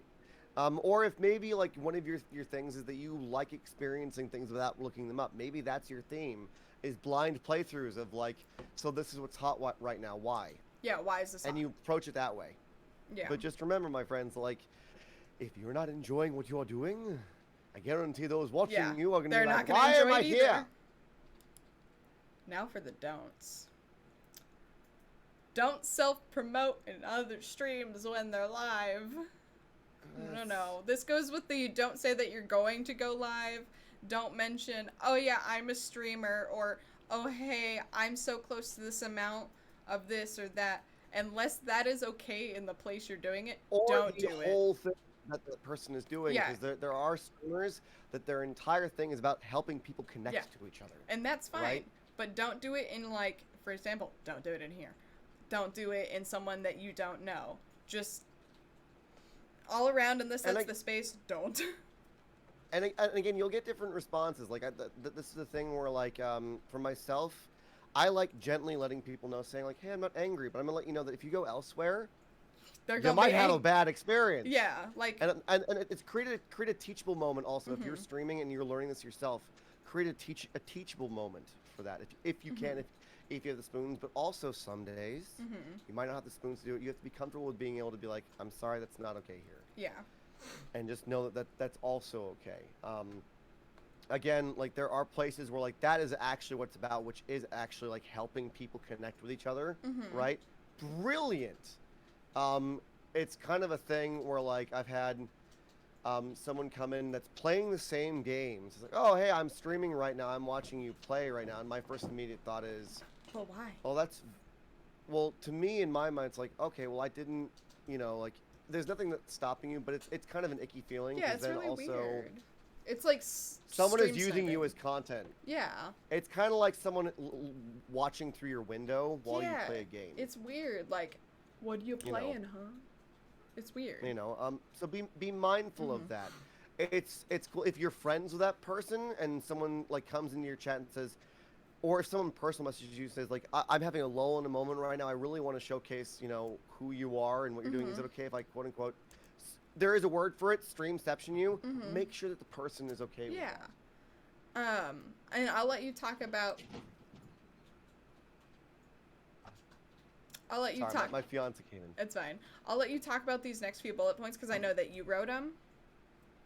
Yeah. Yeah, Yeah. you did And the again, things. with don't create channel point redemptions that you're not willing to comply with 100% of the time, unless there is a actual physical thing that is happening and you can let people know, right? That's also learning to adjust with things. Channel point redemptions are meant to be fun, right? They're meant to be a thing that you can interact with your community in general. If you are not comfortable with a certain thing, you can go into your creator dashboard. You don't have to delete it, but you can turn it off for a certain stream. For example, when it gets into the heat of summer, robe up for me. I don't do that at night because it's too warm and I'll die. You know, it's not a thing. Or I have leather armor that I like to put on. If it's particularly hot that night, I'll go and turn that off. And if someone mentions it, I'll be like, it's 80 degrees in here and that's thick leather armor. I'm not doing that. Just I hope that you're all right. That also goes into This is another thing, and again, depending on your relationship with a person, if you don't know someone really well, tagging other streamers in posts directly to ask them to show up is kind of like throwing it's kind of like doorbell ditching somebody and expecting them to show up to your party. You know, it's kind of an interesting thing, because what it does is it makes the other person, if they can't show up, it makes that person feel sad sometimes. You know, thank people for their time. Do not create expectations for people's times. Again, also don't expect things from your audience. Sometimes people like coming and hanging out, and they are just lurkers. Love all lurkers. Perfectly fine. Love your lurkers. They are spending time with you. You are the atmosphere in which they breathe sometimes, and that is a beautiful thing. And you don't know how many spoons people have.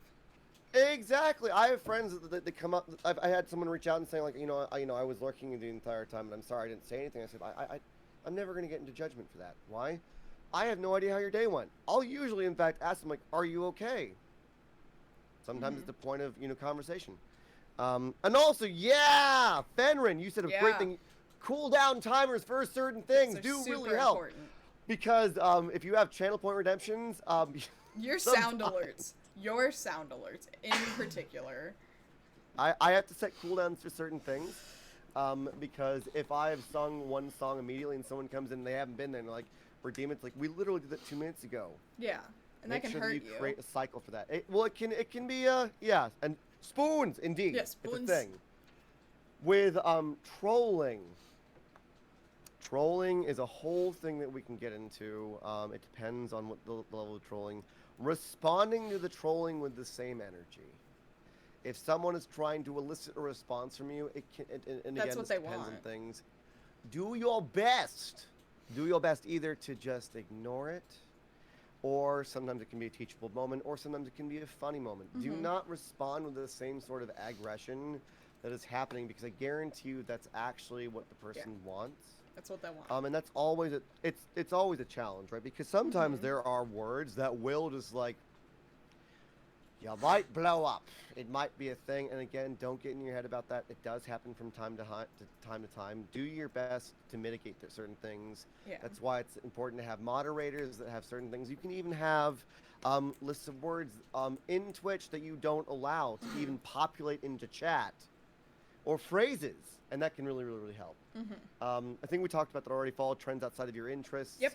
Unless you're feeling stagnant and you want to get into new things, it's a whole other thing. Yeah. This one, be anyone else but yourself. Don't do the thing. Everyone else is taken, be you. Yeah. Because nobody is you. Even Right? if you have a twin, nobody is you. Exactly. And then create unrealistic expectations for yourself. You are not perfect. Things are not going to go perfectly. Let it go, let it go, let it go. Yeah. No, I'm not thinking that song, because... Don't push yourself to do things that you normally wouldn't, because if you do that, you're going to burn out real quick. That's what we're talking about with our friend Rasha here. With a lot of burnout that I've seen is when someone that is they're following a trend that they don't. I've also, like, to the point also, if you're investing in things, I have quote unquote poorly invested in things because I thought that I was interested in it before really getting into it and looking into what it is. Yeah. And also, panicking. Kindness goes a long way. That goes back to the trolling thing. I've actually turned quote-unquote trolls into friends. Because more often than not, trolling comes out of a place of sadness and not having good communication skills. Yeah. If you can create a good teachable moment and you have the spoons to do it, brilliant. If you have moderators that are good at doing that, brilliant. If you don't, it's also okay to say like, hey, love you, but we don't do that here. Give them a warning. They continue. Ban them. Yeah. They can appeal it. Banhammer is Right. okay. Ban's just a nice way of saying, Bop, no thanks. It's your space. You gotta put them in the brig. You gotta put them in baby jail. Yeah. Sometimes they gotta go in the baby jail. Yes, exactly. So, along with trolls, there's this whole other thing that's been crazy on happens! Twitch lately, and it's been terrifying, and that's follow bots, and they're spoopy. And follow It's bots are not sometimes personal. triggered by a bot. Sometimes it is some absolute douche canoe that is doing it. It's not personal. They hit everybody every once in a while, but it can be absolutely terrifying, and there's a couple ways to handle it. First of all, don't panic. And I know that it sounds impossible, because you will have a mini panic attack when it happens. And first you'll be like, oh my god, this is happening. This is so cool. And then it keeps playing, and you're like, oh, it's that TikTok song, the oh no, no. That one, yeah, that's the entire thing that'll go on in your head. So what you want to do immediately when this happens, because there's going to be hundreds, if not thousands, of bots, immediately turn off your alerts, because you don't want to hear that same noise over and over again. It's going to detract from what you're doing. Yep, even as a sound designer, sometimes my dudes, it's like it happens like a... Thank you for the gifted sub, buddy. I appreciate you for gifting one to Panda King Gravy. So you want to turn off your alerts, because then if you don't hear it, you can pretend it's not there. But what you also want to do is don't try to solve this on your stream. Ignore it. Completely ignore it. Make sure you or your mod writes down the time that this started and the time that this stopped. From the first follow of the sequence to the last one, because then you can I do two things when this happens. I email Twitch support and I say, this is what happened, this is how many got, time and date, screenshots.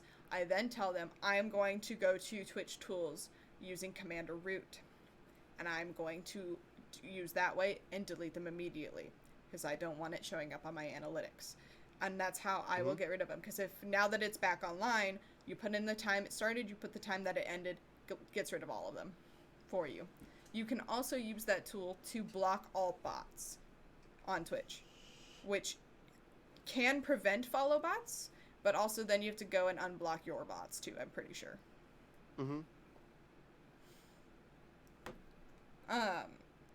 Go ahead. No, you've got this down, Ash, because I've been very... Knock on wood. I'm just gonna say you're doing great. Keep doing the thing. 'Cause Yeah. I'm scared of this stuff. 'Cause I've seen it happen, and it's just like, when I started out, it was like right after my first affiliate stream, I got follow botted by a 13-year-old. I was in a Minecraft stream, and a 13-year-old came by, and he was really nice. He was so nice, and it wasn't his fault. He brought his community over, they raided in, and then he's like, oh, I brought like 12 of my friends from this huge community that I have made. I love streaming. I'm really getting into it. My parents are helping me. One of his community members follow botted me, and I have never seen him so upset. And I was like, because it essentially made him feel like he looked back. I'm like, this is not you. I saw who did this. I understand. So we worked from there. I panicked, of course. Some of his community was being poopy to me, and he's like, I'm so sorry, I didn't know these people were like this. And that creates our learning experience, because as much as I love people in my community, for all I know, there could be someone in there that is like that to somebody else, and you just will never know. So one of the best things that I know is when you get follow botted, unfortunately, this is the one time I'm going to tell you, don't raid out, because it can continue, and it could go to the next person if they stay, and then they could additionally get follow botted.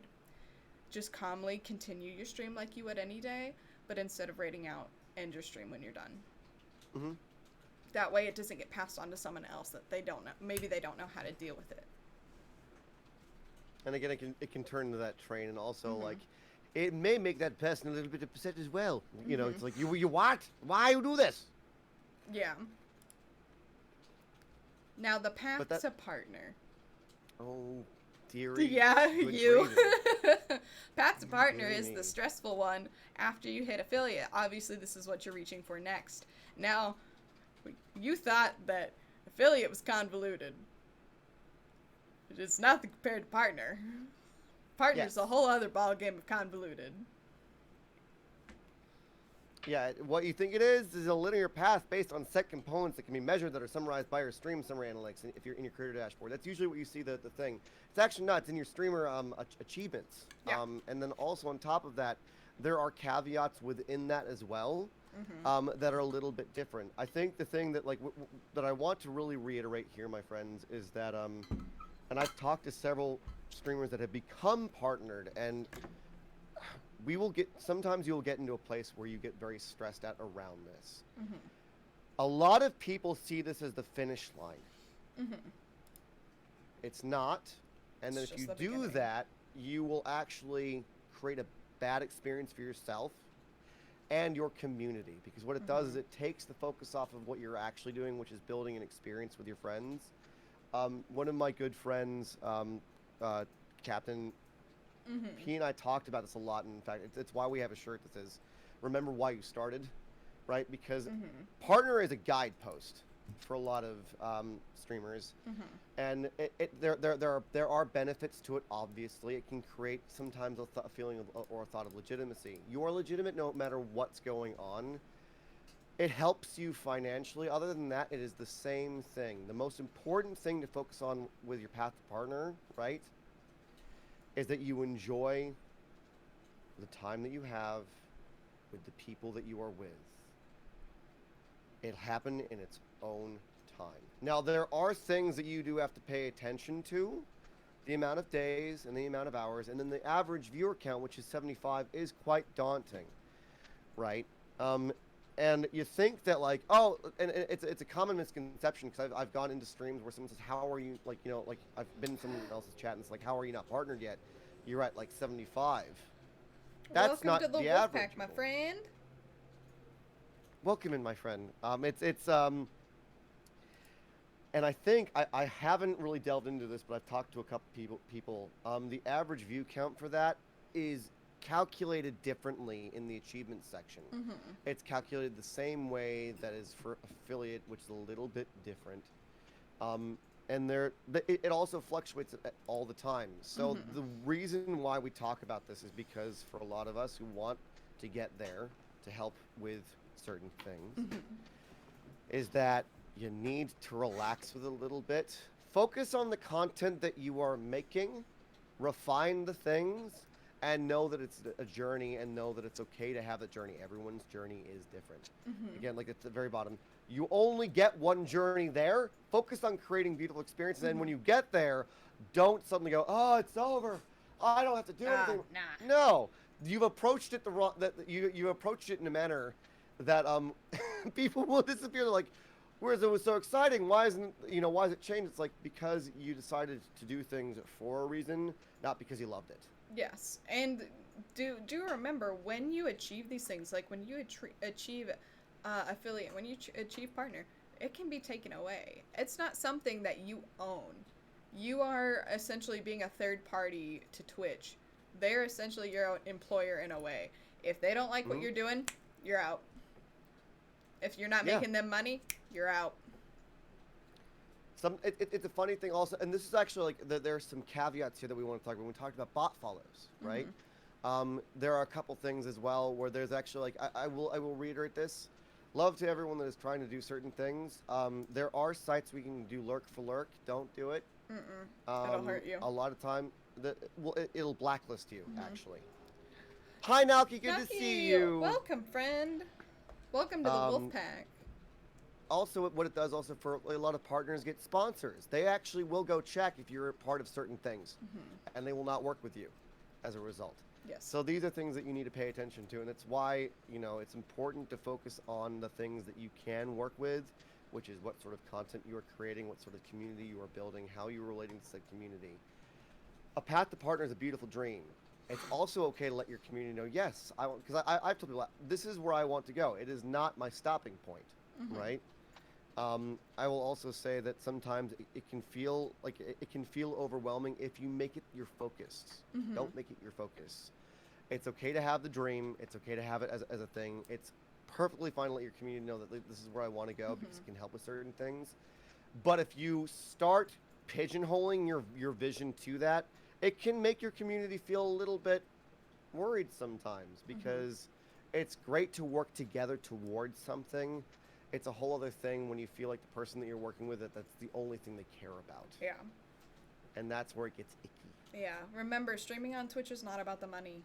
It's about enjoying your time and creating content. If you, yes, it can be a full-time job, but if you don't, for example, like if you're working a part-time job and you don't love what you're doing, why are you doing it? If you're doing it just for the money, why are you doing it?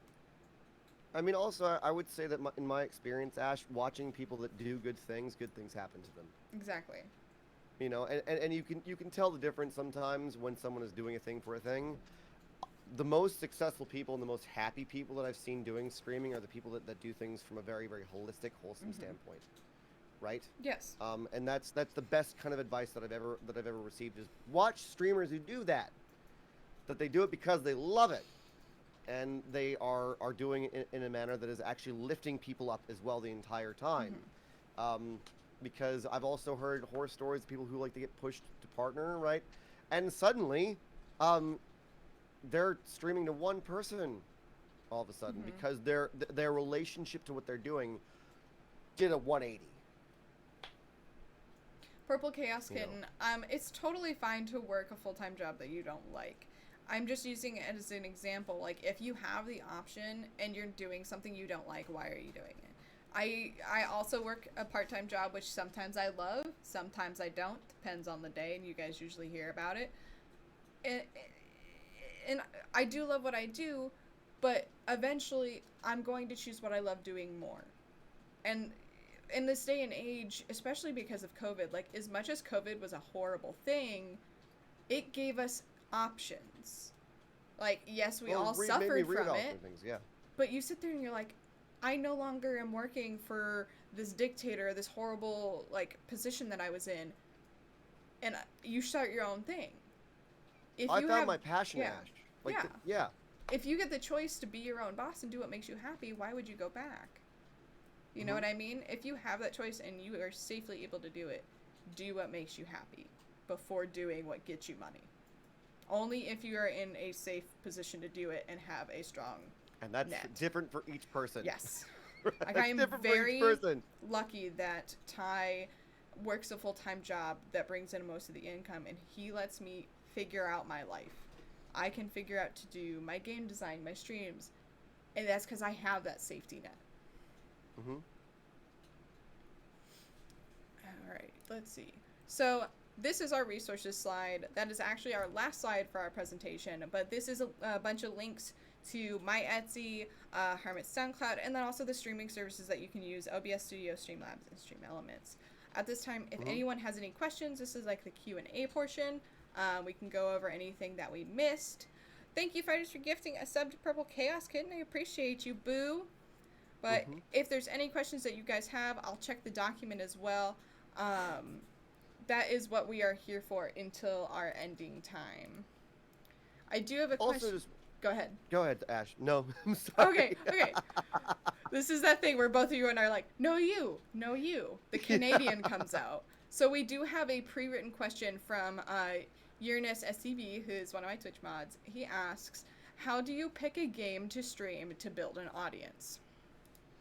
Oh, wow. I mean, I kind of talked about this a little bit. Is doing something that you like. I hate to sound like a broken record. Doing games that you love, because at the end of the day, people will discover you when they discover you, and it's a complicated question, right? Because I think some of us think like, oh, I should stream this in order to get this. I think for longevity. Sharp Huggy Bear, you lovely bean. Welcome to the Woo Pack. God, I love for this. longevity. Thank you.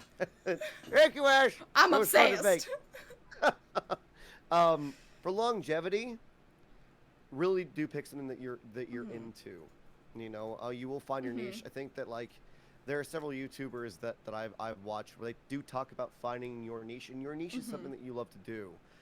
Are there other opinions on that? Yes, of course. And again, that's why for this entire panel, I think that take everything we say with a grain of salt, This is Do our your experience. own research.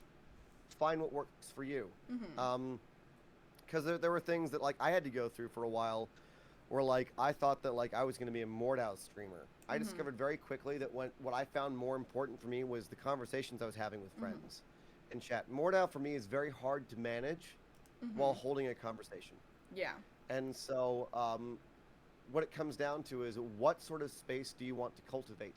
Yeah. Do you want it to be like a skill-based thing, which again, there are various kinds of streamers. Skill-based streaming, very competitive. Very. Go and in knowing difficult. can be very, very, very, very difficult. And discoverability also doesn't happen overnight. So pick games that you have a lot of fun with, Yes. right? And then people will, like, again, it's like building friendships. It builds slowly over time. Sometimes you see people that, like, suddenly they have, like, 600 people in their chat because they got rated by a random, like, you know, Twitch partner. And so, like, oh, I made it. It's like, and then everyone disappears. It's like, what did I do wrong? You did nothing wrong. It's just normal. Just the nature of what's going on. Yeah. And then another thing that reminded me of is, especially with TikTok becoming super popular, don't get upset when someone makes partner in a week of them starting streaming. Sometimes this happens. It's not that they get lucky on Twitch. They did not just wake up one morning and get lucky. They had a following cultivated elsewhere. They did their work on a different platform and then decided to come over here. I think that one of the sweetest things to see is that because I pretty much exclusively only follow like gaming and Twitch things on Twitter, and every time I see someone that's made partner, I actually look into their process. They've sometimes been doing things for 10 years, Yeah. 4 or 5 years. Some people get lucky know. really quick. Some people it's hard. It takes a long Don't time. compare yourself. Yeah, everyone's journey is different.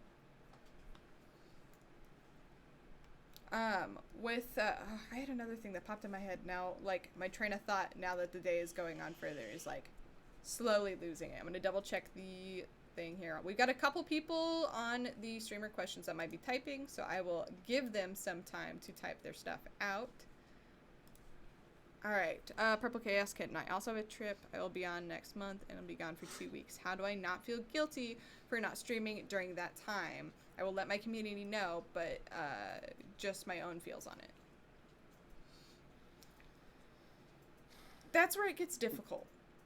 So, That's being in trust with your community. yeah. So we can sit here all day and say don't feel guilty, but even when we do it, we still feel guilty. Like we'll still kick our butts about it. Like I like even with all of the things that we've talked about this evening, you're still gonna feel things. Yeah, it's okay. It's how you bounce back from that. Yeah. It's okay to feel those things. When you take time off, know that your community will understand.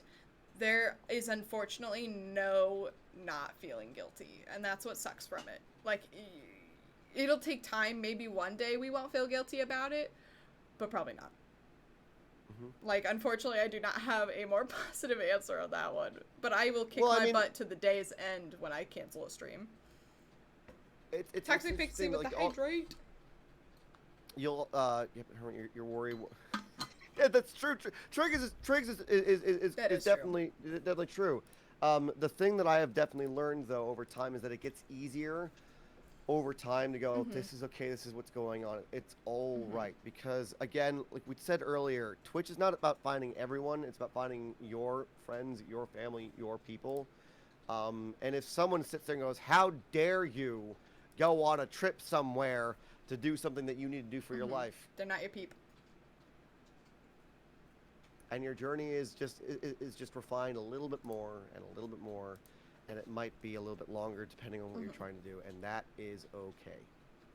Yeah. And that is okay.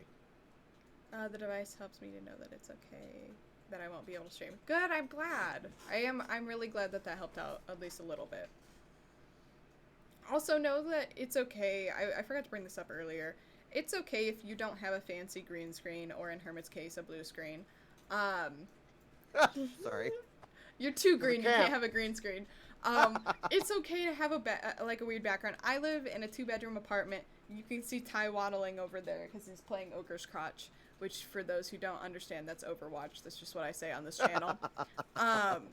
We were making Shrek jokes, and then I was like, I want to play Ogre's Crotch, and then it stuck. But like you can see it, Ty's closet is in my background. Some days we can close it, some days we can't. It just depends on if we've gotten to that part of the cleaning. And that's okay. You don't have to have some fancy setup. One day when we have a house, I'm going to have that nerdy setup that you see on TikTok that you go, ooh, but I'm just not at that point yet. And that's okay. If you Here does not make a stream. There are some fundamental things. Actually, Ash, if you don't mind, there are some fundamental things that I think that I could point out. As someone that watched Twitch for a while before I started doing it, things that I appreciate. If you get your audio well done, which is hard. I will stick around longer. Which is hard. A thing that also that you can do, I think that actually, Ash, we did a little bit beforehand, is you can, from OBS to Streamlabs OBS, you can actually record what's going on and then listen back to it. That's also really, really good advice to get things sorted out.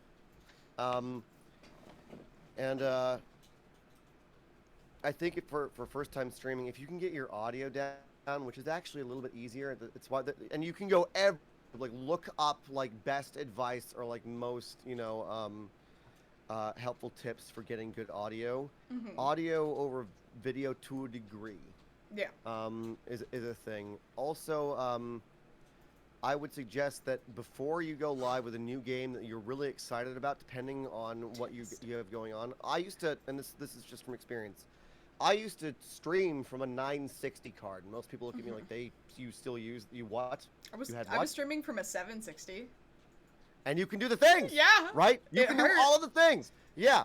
But always go open the things and then like see how your program interacts with it a little bit beforehand before you go live. There's a thing on Twitch actually. They have a thing. Oh, I wish I had the link on my hands where you can run an actual test stream. You will be fully live, but it will not show up on your channel. And it will give nobody a notification. I can't remember the link, but you can look it up, and it will also tell you all the metrics, what your connection to their servers is, whether you need to turn stuff down or not. And it's, because I did that when I was going to stream Resident Evil 8, when that came out. Because everyone who's seen that game knows she's a beaut. But her graphics are so high that it physically hurts. So, exactly. I mean, I went and I bought more RAM so I could play that game on stream. Test, especially with games like that, and now that new games are coming out and they're just, it's going up with that 3060 now out, it's just going up in graphically intensive. Test them beforehand, because if you just on the fly play a game and it doesn't work, you're gonna be like, oh no. Yeah. Oh no. Oh no. Yeah. We have a question in here from DizzyXDDX. Can I ask a question about Twitch teams? How do you go about finding a Twitch team? Usually, if you don't mind, Ash. Yeah, go ahead, because there's two ways we can look at this. One from like Twitch teams that are created like actual ones when you're a partner, and then groups of people. Yeah, because there's a differentiation. Usually a Twitch team on stream, right, that you see that as a thing, is usually it's an option that partners get, and it's a way of them facilitating certain kinds of content creators, right? Joining a Twitch team, I wish it was easier to like say each one usually has some sort of protocol or Google Doc that you have to fill out, and then it's usually reviewed by said partner and or team. Hi Skynar, good to see you.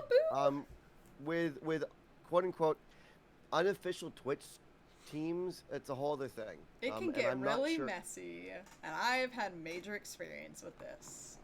So I don't like to talk about this a lot, but for this example I will. And most of the X team is actually in chat right now. So sorry guys for the flashbacks. We tried, so originally a lot of people on Twitch know about H2Hose. My mod Bat and I created this group. Wasn't supposed to be a Twitch team. And we just wanted people to hydrate. Like, it was our shtick. It was our thing. Is like getting people to drink a healthy amount of water. We had a competition where how much water could you drink in a day without being unhealthy, like hitting your milestone for the day. Because that's really important, and I'm really bad about doing it on stream. You've seen me down a can of Monster today. I'm bad about it. So we created a whole shtick behind it. And then when more people were joining and more people were representing it, it melded into something we originally didn't want, but we were like, okay, we'll go with it. It turned into a Twitch team, a non-partner Twitch team. So a group of people that were going to make content together and do stuff together. And we did not know what each other wanted. We all wanted different things from it. And that caused a problem. Because if you don't have something that is supposed to be a Twitch team turn into one, everyone's on a different page, nobody is happy, and then drama happens. I will, unfortunately, unless it's a partnered Twitch stream or Twitch team thing like you have, Hermit, that's not my thing anymore. Because unless that's what you're building, like, separately, like, this is a Twitch team, this is the channel for it, it can get dangerous and hurt you very fast. Oh, I mean, because what a Twitch team really comes down to in a lot of people's minds is that you are tying yourself to somebody else's content and the way that they relate to people. Mm-hmm. And so you have to be a bit judicious about that, because if someone's like, oh, you're part of the, like, if they're in a Discord, it's like, oh, this community did this, obviously it's a thing with social media, is that even if you are immediately, like, tied to something, if you didn't do anything, mm-hmm.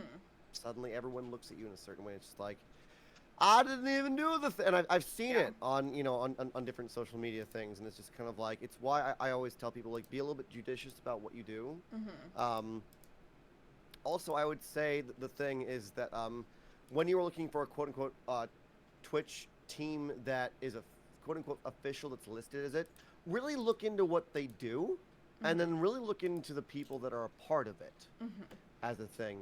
Yeah, and whether or not you really want to be a part of one, because that might not be something that you're truly interested in, because some Twitch teams have things that you have to do, whereas others, that's just who you're affiliated with. Mm-hmm. And each team's gonna have different things, and also, like, again, like, really doing your research is important.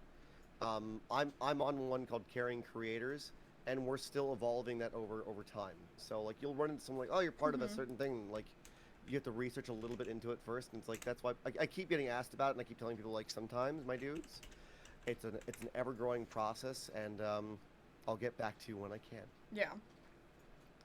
It's definitely something that you, especially when you're becoming that part of a streamer and branching out into, like, sponsors, which is a whole other topic, and stuff like that. It takes a lot of research. The greatest banana is in the house. Hello, buddy. Good to see you, my friend. Good to see you. But unless we have other questions or you have any more suggestions or something, that pretty much wraps up what I have at least written down for notes. Oh, Ash, if you want to go first, I'll disseminate some of my thoughts. You go ahead first, because my brain processes slowly. No problem. So some of the primary takeaways, my friends, and this is coming from a lot of my friends that have become partnered on Twitch, or people that I've talked to over time, is that at the end of the day, Twitch streaming is meant to be fun, and it's important to recognize that and to really just pay attention that if you're not having fun, pay attention as to why. Don't beat yourself up. Don't judge yourself too harshly. Have mercy with yourself, and always do your best to create things that you can look back on and be like, yes, that's awesome. How can I make Twitch stream for myself? Panicking. I love you, Panda. Oh my god! Because I know you've been here the entire time. I keep myself out. Was I muted the whole time, my dudes? No, you're good. No, I know. I love you. Oh god, it's funny. Have good fun, in general, and Twitch streaming can lead you to some of the best friends that you didn't know you could find. Exactly. Right. I know that everything is a bit challenging right now, and with Twitch streaming, I think the other thing that's important also is to take time for you as well. Mm-hmm. Remember to turn yourself off. Yes! It's so important. Sometimes you have to go do a thing in a way, and it's like, on certain days, I used to get really, really guilty in my mind where it's like, oh, I didn't really say very much in my own community or Discord. And I was like, yes, but I also needed to sit under the blanket and eat an entire bag of Cheetos and binge watch Avatar because that's what I needed. That's me with Reese's Cups. That was last night with Reese's Yeah, Cups. sometimes you need that. Yeah. Sometimes you need that. The biggest takeaway that I am still learning to this day, and you've actually helped with this, is don't create or alone. So, and what I mean by that is, at the end of the day, when I'm thinking about my stream, or I'm like, oh, what can I do better, or brainstorming, or just like having that talk with myself, I jump in a Discord with other friends that also stream. Because then the juices flow, and then someone will bring up something like, oh yeah, I saw you do this. I really liked that. Or what if you tried this, if they know you well enough? And that's a big deal, and it will help you grow so much faster. Like, the most I have learned, Hermit, is sitting in Discord with you at like 2 o'clock in the morning, just shooting ideas. Yep. It helps me with it's important sometimes because also actually this does really bring up a really good point. With Twitch streaming, sometimes you can feel very alone. Find friends you can talk to Yes. about the things in a judgment-free space. Mm-hmm. And what I mean by that is knowing people that you can word vomit with, Oh yeah. where they will ask clarifying questions instead of going into judgment. And Triggs, also, if I could go ahead. go ahead, Ash. Sorry. Go ahead and find people that understand your type of English or whatever language you speak. So, like, when I say that, when I'm with Hermit, I say that I speak dumbass because I don't know how to word. I will say something, completely flub it, and then Hermit will respond properly, knowing exactly what I just tried to say. Or ask questions. Mm-hmm. Find the people that speak your language. Triggs asks a very interesting question. If you could talk to your past self, what advice would you give them? What's funny right now, Triggs, is that because I'm still we're all it's an ever evolving journey, right? The advice that I would give myself is to go easier on myself and to not get down on myself, but also take pride in the things that you do well, but do not get a big head about it. What, Never lose that aspect of wonder for yourself. what I would right? tell myself, if I could go talk back to myself then, was one, don't try to create a Twitch team, like a group of people that plays together all the time. Also, don't do a Spoopy October where you play a Spoopy game every single day of the month. Woof! And I did it. No, Nightmares, no big deal. I'm a horror streamer, that's my shindig. But I was on, no matter if I worked, every That can be single intense. day for 31 days. I mean, Yeah, it was fun. Don't do it. Know your boundaries. Don't hurt yourself. Because don't do it. Yeah, it's interesting. Like there are things that I think, Triggs, there are moments to learn from, but I also know that some of those crucible moments were the things where I had to experience those to understand them. Yes. You know, I think Grace Banana also brings up another thing, is that if something doesn't go right, it's okay. Don't get down on yourself. The last time that happened was recently, this Wednesday. You know, I wanted to go 2 more hours, and due to things outside of my control, they didn't. Learning to navigate that gracefully takes time. That's actually Triggs. That's the advice that I would give myself, is do not get angry and throw a stink on your stream. Take a deep breath and go, I'm so grateful for the time that I had with all of you. Let's go take this elsewhere if we can. And then, you know, for myself, that was, Ash, we hung out in Discord for what, like 2.5 hours? 2.5 hours. Yeah, it was great. It was wonderful. Like it's your community, it's your friends. You get to have this moment where you transform things as opposed to ending them. In my mind, you're always transforming something into a new experience. And so that's the advice I would give myself: is think of when you're quote unquote ending a stream, you're just transforming the content into something else. That's double check. All right, so there's no more questions in there, but if anyone has any more questions in chat, feel free to drop them right now. I am trying to pull up my list to see if we're going to raid back to OMG Con or if we're going to find another friend. Mm-hmm. I'm just double. I mean, also, I'm open at this point if you have any just funny questions that you want to ask as well. Yeah, funny questions. Because we're doing this panel that's like informational, but we're also human beings. Mm-hmm. We're dinguses. That word. We're Ash. dinguses. So for anyone that doesn't know that word in particular, just like it wasn't really part of my vocabulary until this last year. Take time off in electronics. A little bit of detox is always nice. My voice teacher, who relates directly to social media, is an artist, right? Music artist. Most fundamental things like get outside for 5 minutes and just don't. Mm-hmm. Put the phone down. Go smell the flowers. I know it sounds like a complete and utter dingus thing to say. It's so helpful. Yeah, but it's important. Yeah, and there's also that. Banana actually is a good point sometimes. If you're starting to feel like you are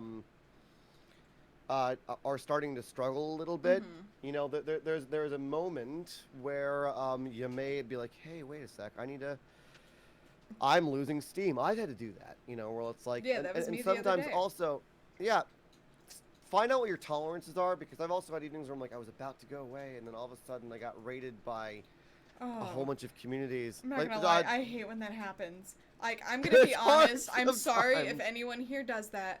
When I'm like, oh, I get to turn off, I get to be done, and then like I get this huge raid, and I'm like, I gotta play for more time now.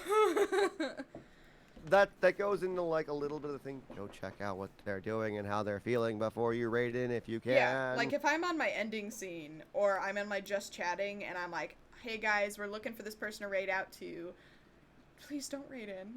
I mean, I appreciate the sentiment and I appreciate that you want to raid into me, but then it puts me in the position of, do I stay and keep streaming or do we raid out? Check with your other people first, please. I mean, that happened the other night, Ash, when I asked everyone, like, is it okay if I stay a little bit? What was it, Tuesday? Mm-hmm. It was Tuesday. Because I was about to leave, and then we had 2 raids, and I was like, holy beans! Ask your community sometimes, because the thing with also raids is that it's good to have a good impression, right? But those of your friends that, like, if they're feeling like they want to end the evening with you, check in with those that are really, really there. It's going to be different each time. Yeah. Alrighty, so OMG Con is back online with their stream, so I think this would be a great time to end for the evening and raid out to our friends that are giving us the opportunity to have such a great panel and help as many people out as possible. So I'm going to pull up whatever my tab is if I can find it. There And we again, go. thank you everyone for being here as well. Again, remember, take some of what with a grain of salt. If you have any clarifying questions that you want to ask personally, don't hesitate to reach out. And if you don't mind, I'm going to mention, friends, if you need art and things, Ash Yuriku is a brilliant human being, very, very good at responding to good thanks. questions. Lovely human being as well. I love you to bits. And if you need sound alerts and you want something, you know, specific to your own stuff, please reach out to me. There are things that I work on that are on the side that are redemptions that I'm doing my best to get through. But I also, sound alerts are easier for me to work with. Yeah. If I'm making a sound alert for you and you're like, what's going on? Do not hesitate to reach out to me. I don't think of it as like you're bugging me. You're clarifying what the timeline is. Yeah. Hit us up on Discord. We're pretty much active as much as we can be. Hit up the Etsy's. And just, we're always open to talk in chat. And with that, I'm going to head to our ending stream side. We can still chat on it, but this way it gives us a chance to thank the people who have donated, who have followed, who subs, and our mods. But we are going to raid out to OMG Con, give them back the love so that they can see more content. They're currently playing Animal Crossing. But thank you all so much for joining us tonight, and I hope you have a great rest of your evening.